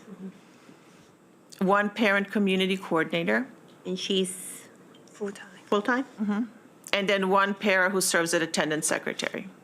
And she's full-time? Okay, got it, thank you. So this slide, so who are CREA students and what story does student performance data tell us, and what do we need to consider moving forward? 91% of students, 91% of this year's students started the school year with level 1 or level 2 in English language proficiency. Next slide, please. Based on credits, they're 9th graders, even though they're 18 years old or older, and the majority are Hispanic. 72% are male. Next slide, please. The percentage of Latino kids is what? 72%? I'm sorry, 72% is male. Oh, and the percentage of Latino kids is what? If we go to this previous slide, please. Sorry, missed it. I believe it's in the 90s, so somewhere in the 90s. Anybody knows? The exact 98%. That's higher than 90. Yeah. Okay, thank you. All right, next slide, please. Thank you. The CREA program serves a special student population, often with intense case management, counseling, instructional needs, who due to age have limited time remaining in MCPS. And the average length of enrollment in CREA is 11 months. In addition to being financially impacted and having to manage their life in a new country with limited, if any, family support, 75% of the students report extended separation from parents, 84% are uninsured and do not have regular access to medical care, and 62% of students have lived in the U.S. for less than 2 years. Not surprisingly, CREA is their home away from home. And that was some of the data that I also shared earlier. Next slide, please. Another one of CREA's goals is to remove some of the barriers our students are facing so that they can experience achievement. For example, we collaborate with numerous internal partners and agencies to provide students with wraparound services. Some services include family, student, and community engagement with culturally responsive relationship building, mental and physical health care, job placement, financial assistance, legal assistance, and affordable housing. Next slide. While these partners are critical to program success, our students have extensive needs that would benefit greatly from also having access to a school psychologist and additional bilingual mental health services. Next slide, please. Despite all obstacles and barriers, CREA students are doing an excellent job with CTE certification attainment. During the 22-23 school year, a total of 86 CREA students, or 51%, earned certificates in their CTE classes, including restaurant management, foundations of construction, HVAC, electricity, and automotive technology. Next slide, please. When it comes to GED attainment, our students have been working diligently to master one section at a time, since 3 out of the 4 sections can be taken in Spanish. However, given their limited English language proficiency, the English part of the exam has presented itself as their greatest challenge and has prevented them from passing the GED. Since 2018, a total of 11 students have passed all 4 sections of the GED and earned a Maryland high school diploma. Next slide, please. The main barriers facing our students and the program pertain to attendance due to students' demanding work schedule and other responsibility. Limited MCPS-provided transportation to and from the program and lack of their own transportation. GED attainment due to their limited English proficiency, and a need for additional bilingual wraparound services to ensure consistent access to services such as healthcare, counseling, legal, and housing assistance, as well as permanent staffing to meet students' complex needs, including but not only sufficient number of teachers and paras, but also an administrator, a counselor, social worker, parent community coordinator, and a healthcare technician. Next slide, please. Looking ahead, and given our students' multitude of needs, we're currently working with external partners to conduct a program evaluation to create a proposal to determine how to best structure, support, and staff the program. Previously, the Board of Education has asked us to look at other local and national programs similar to CREA. We have done this, and this past Thursday, we visited 2 schools in the DC area to ascertain their strengths and program structures. We have created a committee made up of staff, students, and community members to provide us with feedback and help us analyze current national research and the Center for Applied Linguistics report recommendations. Our goal is to determine and recommend an upgraded structure and a permanent staffing proposal that will allow us to adequately meet the needs of our most vulnerable yet determined and hardworking students who are eager to contribute to Montgomery County's workforce. Next slide, please. I would like to now turn it over to the committee members to ask any questions. Thank you, Dr. Grinch. I am really thank you for laying out the challenges and future considerations. And we are not alone in this situation, right? I think nationally, we're seeing many school districts experiencing the same issue. The matter of fact that these students, on average, are only with us for 11 months. And how do we best prepare them to be, successful, set them up on a good launching pad for their life in our society? I'm glad to see that we are learning from other districts and getting good ideas. To kick us off, do you have a time frame of your investigation, research? My thing is, I have a model 10-10-80, right? 10% of the time to understand the issue, educate us about issue. 10% of the time to stop the harm. If there's any immediate harm, we need to stop it and address it. But 80% of the time, we should involve in solving the problem, right? And finding solutions. But that means our SMARTY goals. Do you have a timeline on what we are looking at? I do. So this is our year when we're working with the external partner and with our committee and looking at, like I said, all of the national data, looking at different research and the Cal report. We will have our report completed by this summer. So we are hoping that we will be able to come back to you in the early fall, hopefully before all of the accelerators are due next September. And so that in early fall, we can give you the recommendation for the upgraded structure. Okay, thank you. I'm going to open up for my committee member for questions. I'll go from my right side first. Ms. Rivera-Owen. Yeah, so I have quite a few questions about, I want to have, let's start with your challenges first, your list of challenges, attendance being at the top, but transportation. Remind the public where this school is geographically. So the school is located at Thomas Edison, which is in Wheaton. So while we have our own MCPS transportation that does central stops to bring students there from different parts of the country, there is access to public transportation off of Randolph. It is not, for example, the school's not walking distance to a metro stop. So if students are able to get off of work and come to one of the stops where we do the transportation, or they're able to access public bus, they're able to come. But if their work schedule does not align with our schedule, then they might not be able to make the classes in the evenings or during the day. And there's no virtual option. There's no correct? virtual option, correct? Especially for CTE. No, right, so it's kind of hands-on. But, so my question is this. So you have a kid at, let's say, Clarksburg High School, right, who lives in that cluster. Those are the kids from the Middlebrook community, which is a community that really, they have a population of quite a few kids who would qualify for CRAF. So how would a kid from Clarksburg High School who's working, because a lot of them are working, how accessible and realistic is this program for them?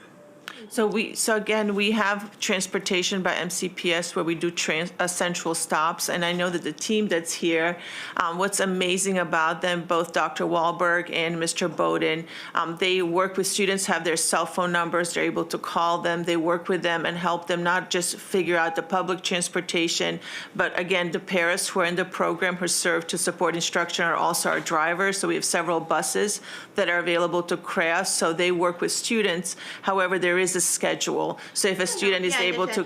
So maybe if one of them could just tell me, like, how would that look? Can we ask them to come down? Sure, why don't they both come down? Please come and join us.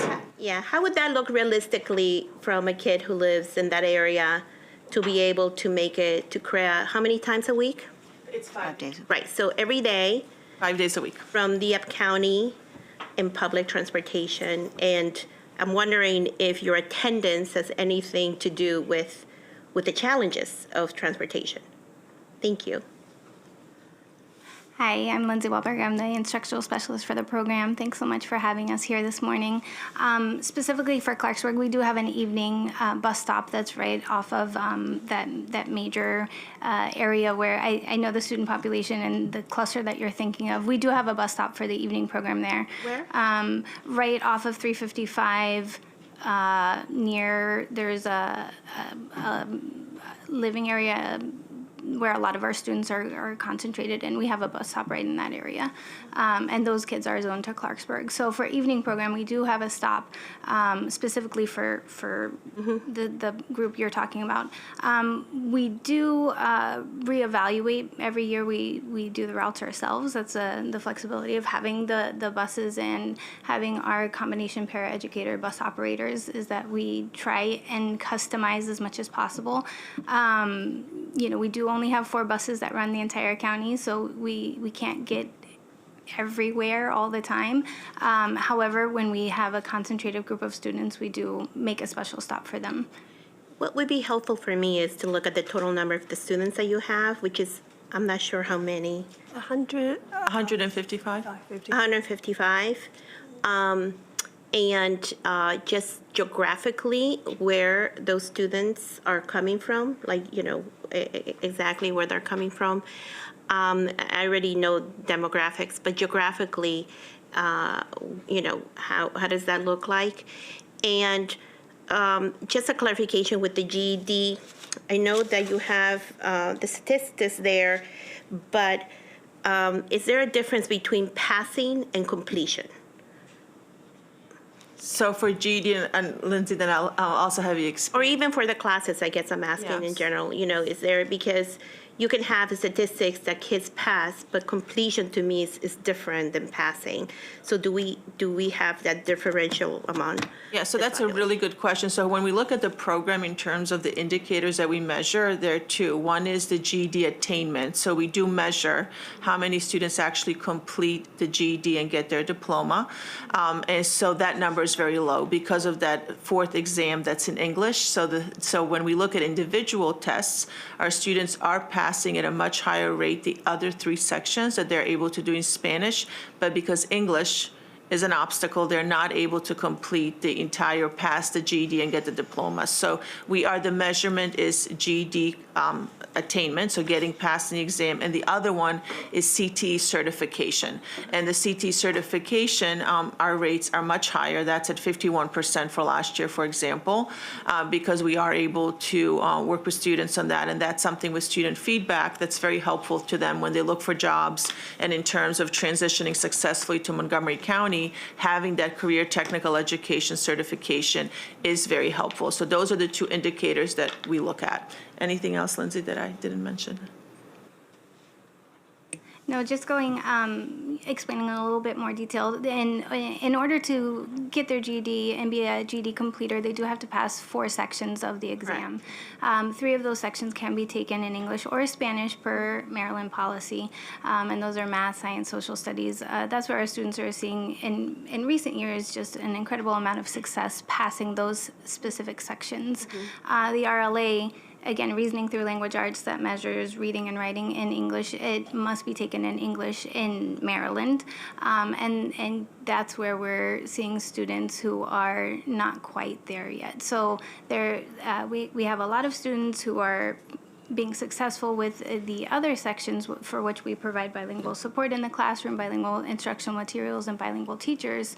And we just need more time with our students in order to work on that RLA section. Yeah, and I guess that's where my virtual question comes in with something like that. How deliberate are we working with these students? This reminds me a little bit of the Welcome Back Center when we do with the nurses and we help them pass the nursing, part of it, which is the English part that is really, really hard. So we work really hard with them to be able, because the nursing test in Maryland, if you don't pass one section, you're done.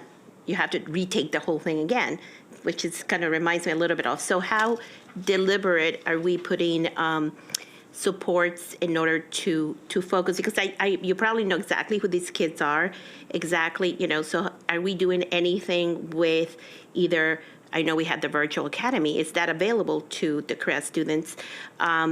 And being deliberate to support these students to be able to build the language and to be able to pass a test. I was going to also piggyback on the private. Tell us who you are again. Sorry. I'm Steve Bowden. I'm the supervisor for this program. So thank you for having me here today. I was going to also share that we also have a close relationship with Montgomery College, and they come in and also, develop relationships with our students, so that the point that you were making, in healthcare, you don't have to start over with the GED. Once they earn their 3 areas, we can somewhat, for lack of better words, pass the baton to the college, make sure that relationship is there so that the student can continue and complete that if they so desire. So that's an important relationship as well. Yeah, but if anybody can answer my other question about the supports that we can give the students right now who are with us, whether the virtual academy or any of that is available to the CREA students. It's not available at this time, and I know that during the pandemic we learned that this population of students seem to excel in-person instruction, and so I'm not saying that we can't do that, but at this point, from the data that we've gathered, we feel like in-person has always been the greatest opportunity to improve their achievement. I get that with the hands-on, with all the different things, but I'm just specifically talking about the support for, if this is the only part that is keeping these kids from obtaining a high school diploma, which is so vital in our society to have that high school diploma, then I just wanted us to know what are we doing deliberately, and how this really aligns with our anti-racist audit, with section 6.1, where pretty much we're saying in that section that we will provide pretty much what the system needs for our students who are in an equity, and this is to me an equity area as clear as can be, with the resources that those, those students and the folks who are helping the students can have disposable at their fingertips, in a sense, to ensure the success for populations that are overrepresented in areas that we want them to be successful. So you don't have to answer me right now, Dr. Pugh, maybe you have an idea, but I just really think that we need to look at this program with that equity lens. And then the other part that you have under challenges is staffing. And I just would like somebody to elaborate, what does that mean? Like we did with the special education folks, what does that mean? What does staffing challenges mean? What's in the budget currently that you need or that is not in the budget? Please don't be shy, because this is definitely an area that I think we really want to focus on. So if I can respond quickly about what we do for students who are earning their GED and attempting these courses. They are getting support to do this section, right? They're still getting, but they're still developing in their language. So the issue is not that they can't get there, the issue is time. And by the time they leave us, we need to make that intentional connection with where they can continue so that they can pass that portion. And I think there's been a lot of discussion around how do we extend that time, right? Both as a state and as a nation, to allow what is normal and natural for students to get from a level 1 or 2 to a proficiency level where they can actually have a chance at this assessment. So more time is one, and then the consideration of the virtual academy.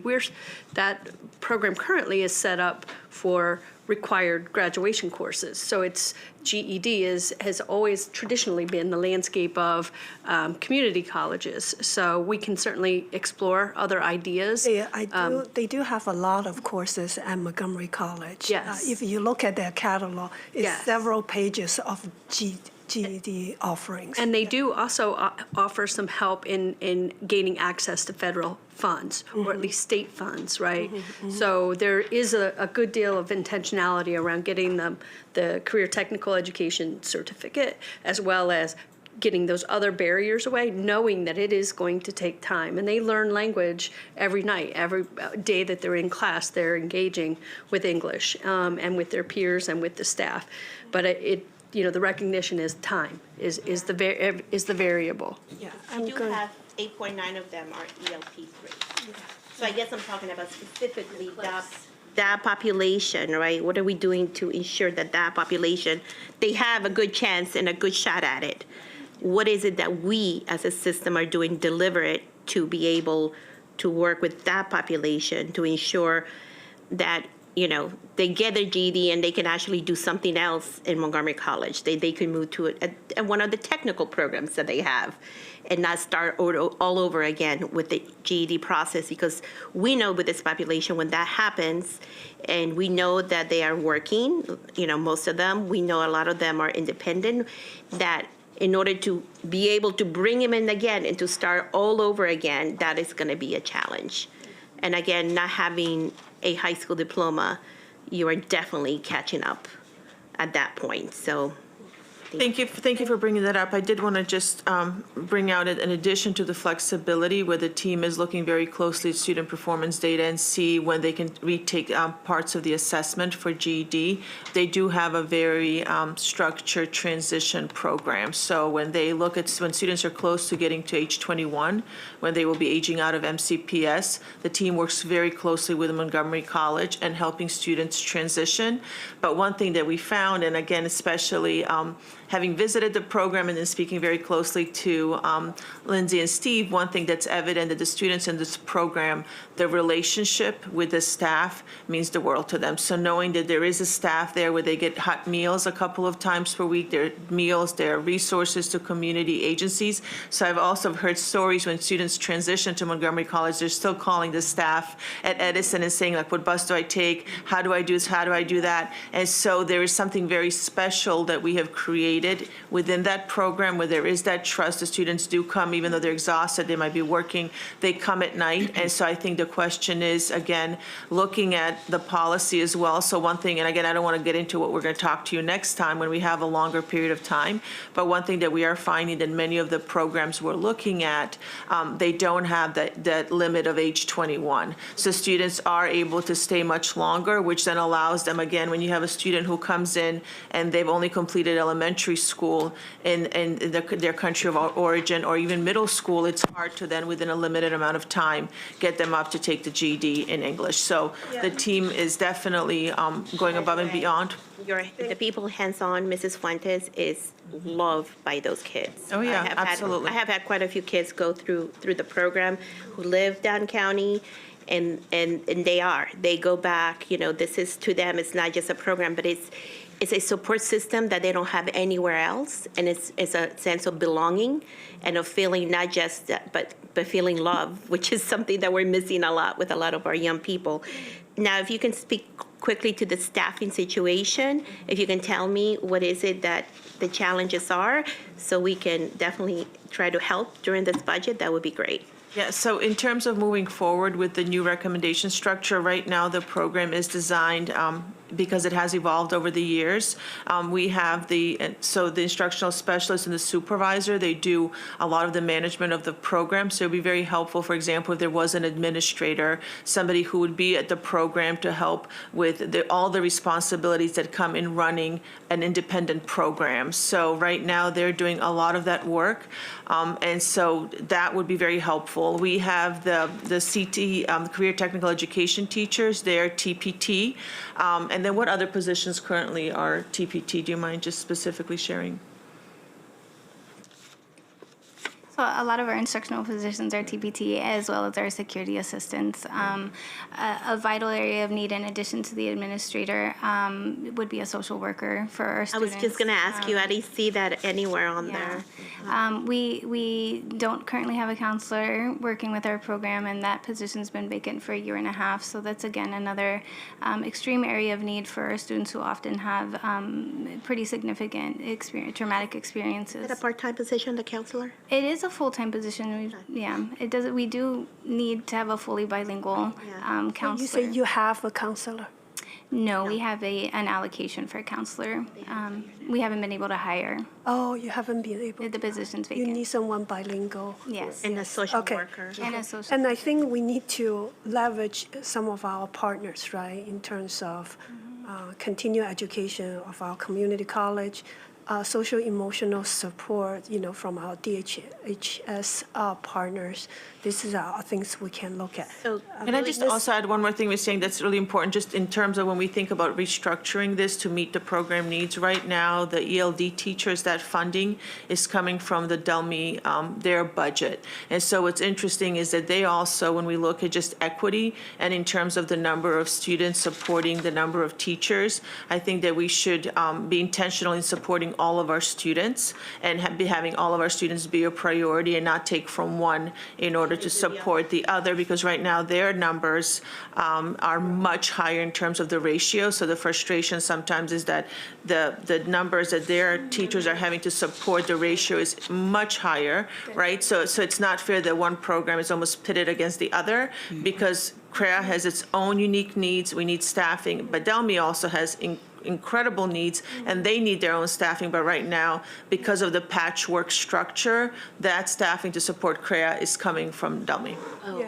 And I how want many- to. I'm sorry. I want to recognize some staff members in the audience. We have our Associate Superintendent, Ms. Hazel, right there, and we also have the Supervisor for DELMI, Ms. Howard, there. Good to have you. And how many folks from DELMI are we using for CREA? Do we have an idea? We're using 3 teachers currently. Those are your 3 full-time that are coming from DELMI, that they already have. And as she's talking, I think it's important to know that the group that is studying this, the ILA group, is actually looking at staffing formulas and funding so that we can do a full picture of what it is the program needs, rather than what they're doing now with the temporary part-time funding to bring those teachers in. We know we need to build a stable program, and so I don't want to one-off it when we get the full recommendations of it, to be able to bring a much more robust staffing plan. And with the DELMI teachers, right, what is their caseload already? So the ones who are at CREA? Yeah. So if you think about, CREA, let's just say we have 150 students total, but let's just look at the students at night. So at night, we have 130, and we have 3 teachers. But you also have the CTE teachers, Correct. and para-educators, and supported. So I think when There we is look quite a at- bit of staffing because Yeah. of the unique structure of the program. Right. So before, I know And the paras too, I'm sorry, the para-educators, so we have para-educators, thank you for bringing that up. We do have para-educators at CREA, but during the day, for example, our students in our METS program, they do not have access to paras, is that correct? Well, so our students in our secondary life program, they have access to paras on a particular structure, but that same structure does not exist at CREA. So there are paras being funded from DELMI as well. So they're not specifically for CREA, like they're not in the budget specifically for CREA? They're in the budget, in her Or budget. they're in your budget for DELMI? Yes. Okay, so now what we're looking at, if I'm getting this right, is to restructure it with an equity lens to ensure that each program has their own, pretty much, teachers and paraeducators. Correct. Is that what I'm hearing? Yes. Okay, so then in the budget, what are you asking for? I just want to get So we're not ready to ask for staffing at this time. We really think it's important that today's meeting was just to give you the bigger picture. And again, to make sure that we celebrate because the work that's happening there's much success. And then once we have the recommendation, the committee has met, we have looked at all of the components that you have asked us to look at, such as the Cal report, such as different studies and visiting local programs. We really want to then come back and tell you exactly what it is that we would need. We mentioned several positions that we think are critical, but we think it will be fair to provide you with a structure that will speak to all the components of the program. I think we look forward to your report next year, and I know that staffing cannot be the only solution because we will never be able to staff our way out of. So I'm looking at a comprehensive, creative way. I'm going to go to Mrs. Harris. I'm sorry, the last thing I want to say on that is I'm going to push back on it, if I may, because maybe we cannot get all those positions on the budget this year, but starting to get at least a couple of those positions on the budget, knowing that that is the way we're probably going to be going, and do it incrementally, because we know we have very limited, we have limited resources, right? But if we already know and have known that, that these are issues of equity with a population that is overly represented, to wait another year, so this is not going to get implemented for another 2 years, for me, is a problem. So I would like us to see what we can do now, at least if it's 1 or 2 positions in CREA, and then to make that, incrementally. Because I don't think by looking at the things they are, I don't think I need that report in a sense. I think it's pretty common sense what's going to come down the pike. And if we can get ahead of it, not be reacted to it. Because I'm looking at then the positions that the folks are dealing with right now. So if we don't have a social worker, somebody's being a social worker. If we don't have, a counselor, somebody's being a counselor. So they're already kind of doing this work without the support. And I think we owe it to this program to make it a priority. Thank you. Sorry, Ms. Harris. No, thank you. First, just a couple of housekeeping questions for me. So looking at your chart on page 49, I started teaching at Edison in 2016, and I know we had SEPA then, but it's not here. I remember Oliver Fiardo, and I remember when I had a major pipe burst in my classroom in November of 2016, he let me use his evening classroom so my students weren't homeless. And so I know we had the program then, but it's not here. We just went back, so we didn't go all the way back to the beginning, so we just did a snapshot of the last few years, but correct. SEPA, it started as SEPA where we looked at CTE, career technical education, and then we added the GED program, and I know that Mr. Bowden has been there since the beginning. Dr. Wahlberg has joined the team several years ago, and so we just felt like it was easier if we just did a snapshot of a limited number of years. And I thought that at one point, anyway, perhaps this was pre-pandemic, this had been franchised to Seneca Valley. And then when did that backtrack? We did, and we did the backtrack due to staffing and low enrollment. And so at one point last year, we had 2 teachers and less than 10 students. And again, because the staffing was coming from, sorry that I'm pointing to, but it was coming from Delmy, we just felt that having 2 full-time teachers support less than 10 students was a challenge. And then it also required Dr. Wahlberg to be going between both spaces. And again, starting at this year, we had, again, 1 teacher. We cut it down to 1 teacher and having, again, less than 5 students. And so because at that point, we decided they were desperate. Their numbers were so high with supporting emergent multilingual learners that we didn't think it was fiscally responsible to leave 1 teacher that had not yet been hired by the beginning of the school year for less than 5 students. Now, the question that we also get asked is that if we had more staffing, if we had more resources, would more students come? Then the possibility is yes, right? So but at this time, what we have to just be, we have to be responsible, and we have to make sure that given the staffing that exists, that we maximize those resources. So we did keep, for example, the Edison program during the day. They right now have 1 teacher and about 14 students, right? But we still felt it was really important to keep that structure during the day because students needed, and we needed 1 option during the day and 1 option in the evening, but Seneca Valley is no longer available. Okay. So you're talking about the evening, the 5 students. That was during the day at Seneca Valley. So at one point, so we used to have 2 day sites. One was at Seneca Valley and one was at Thomas Edison. So there was never an evening program at Seneca Valley. Correct. Our evening program has consistently been and we just felt because of the resources and the way it's structured, it would be very difficult to run multiple evening programs. And so having 1 with the stops and having that sense of community there, having all the wraparound services come there, that has been successful. Again, is just looking at getting more students to attend as their schedules allow for that.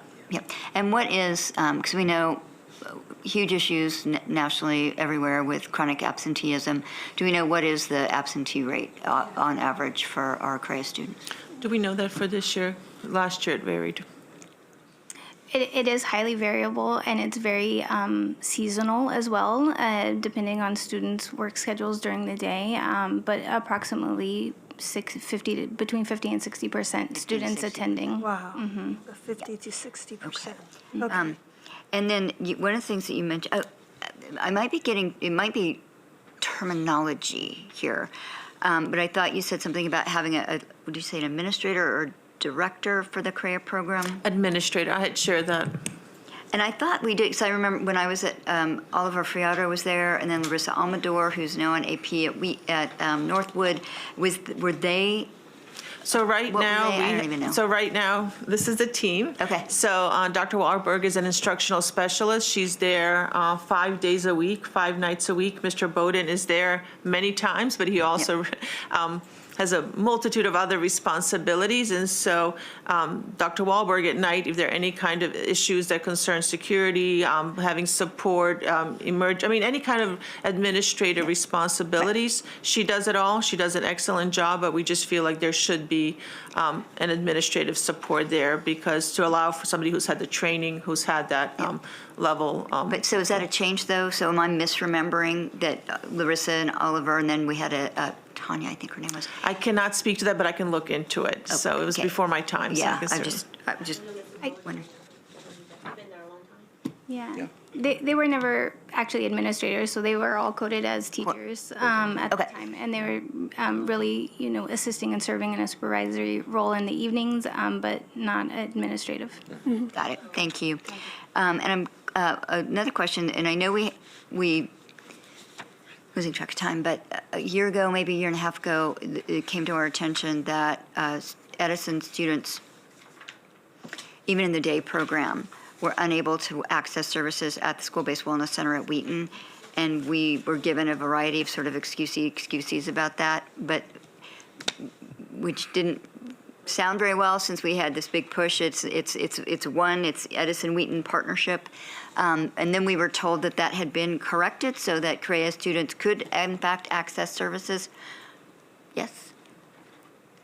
But of course, not the evening students, because the School-Based Wellness Center is not open after school hours. So yes, our CREA students do have access to the Wheaton Wellness Center for school-based health services, with the caveat that extended hours are very limited. Yes. So students do need to access the health services during the day, during their normal operating hours, which is a barrier for a majority of our kids. Have we looked at coming up with some sort of a scheduling that would allow maybe staff from the School-Based Wellness Center to be at Edison like an evening or two a week to provide some services, since they're already on the payroll? So that's a good idea, and that's something that is likely to come through our recommendation, right? So that's when we would definitely have to see what's available and what exists within MCPS. Again, the difficulty is the evening hours, right? They might be difficult for staff, but that's what works for the students, right? So our students have shared the evening hours work better for them because of their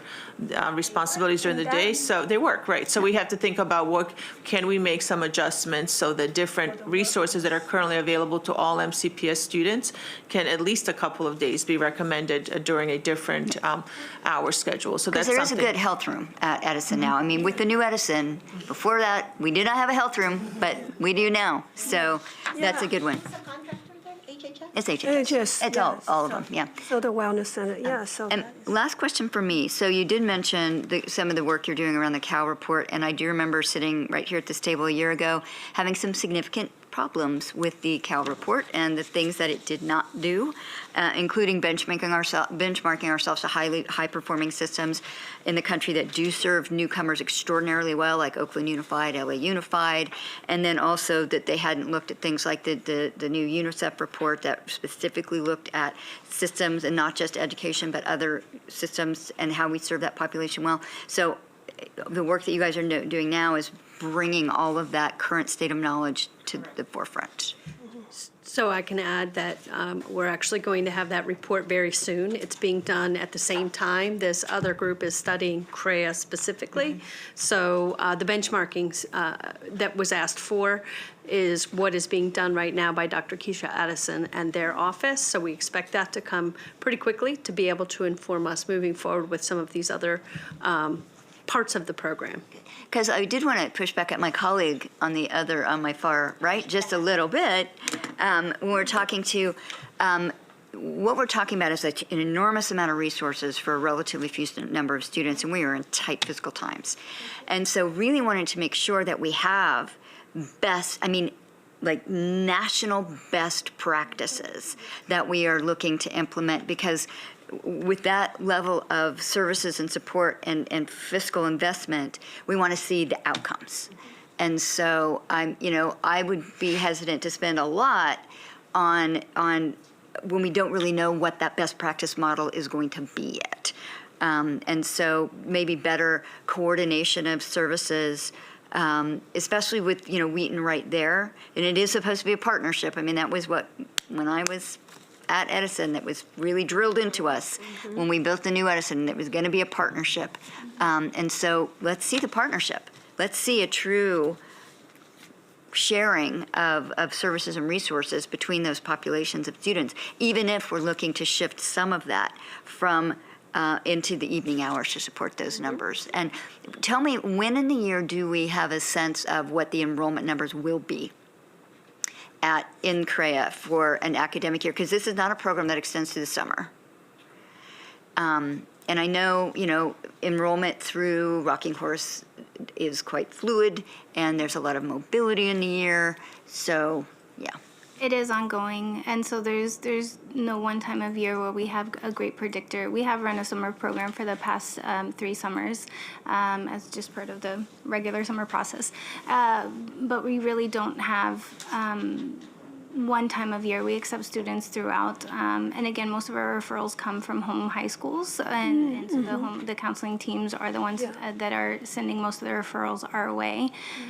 We generally have projected enrollment in August to start the school year, but that changes. I'm glad you said that, because it did raise one last question. I know one of the questions that I asked a couple of years ago, we were looking at having a large number of newcomers into the system and looking at how we could help support Rocking Horse's work and really onboard those students and get them processed into our system more as efficiently as we could.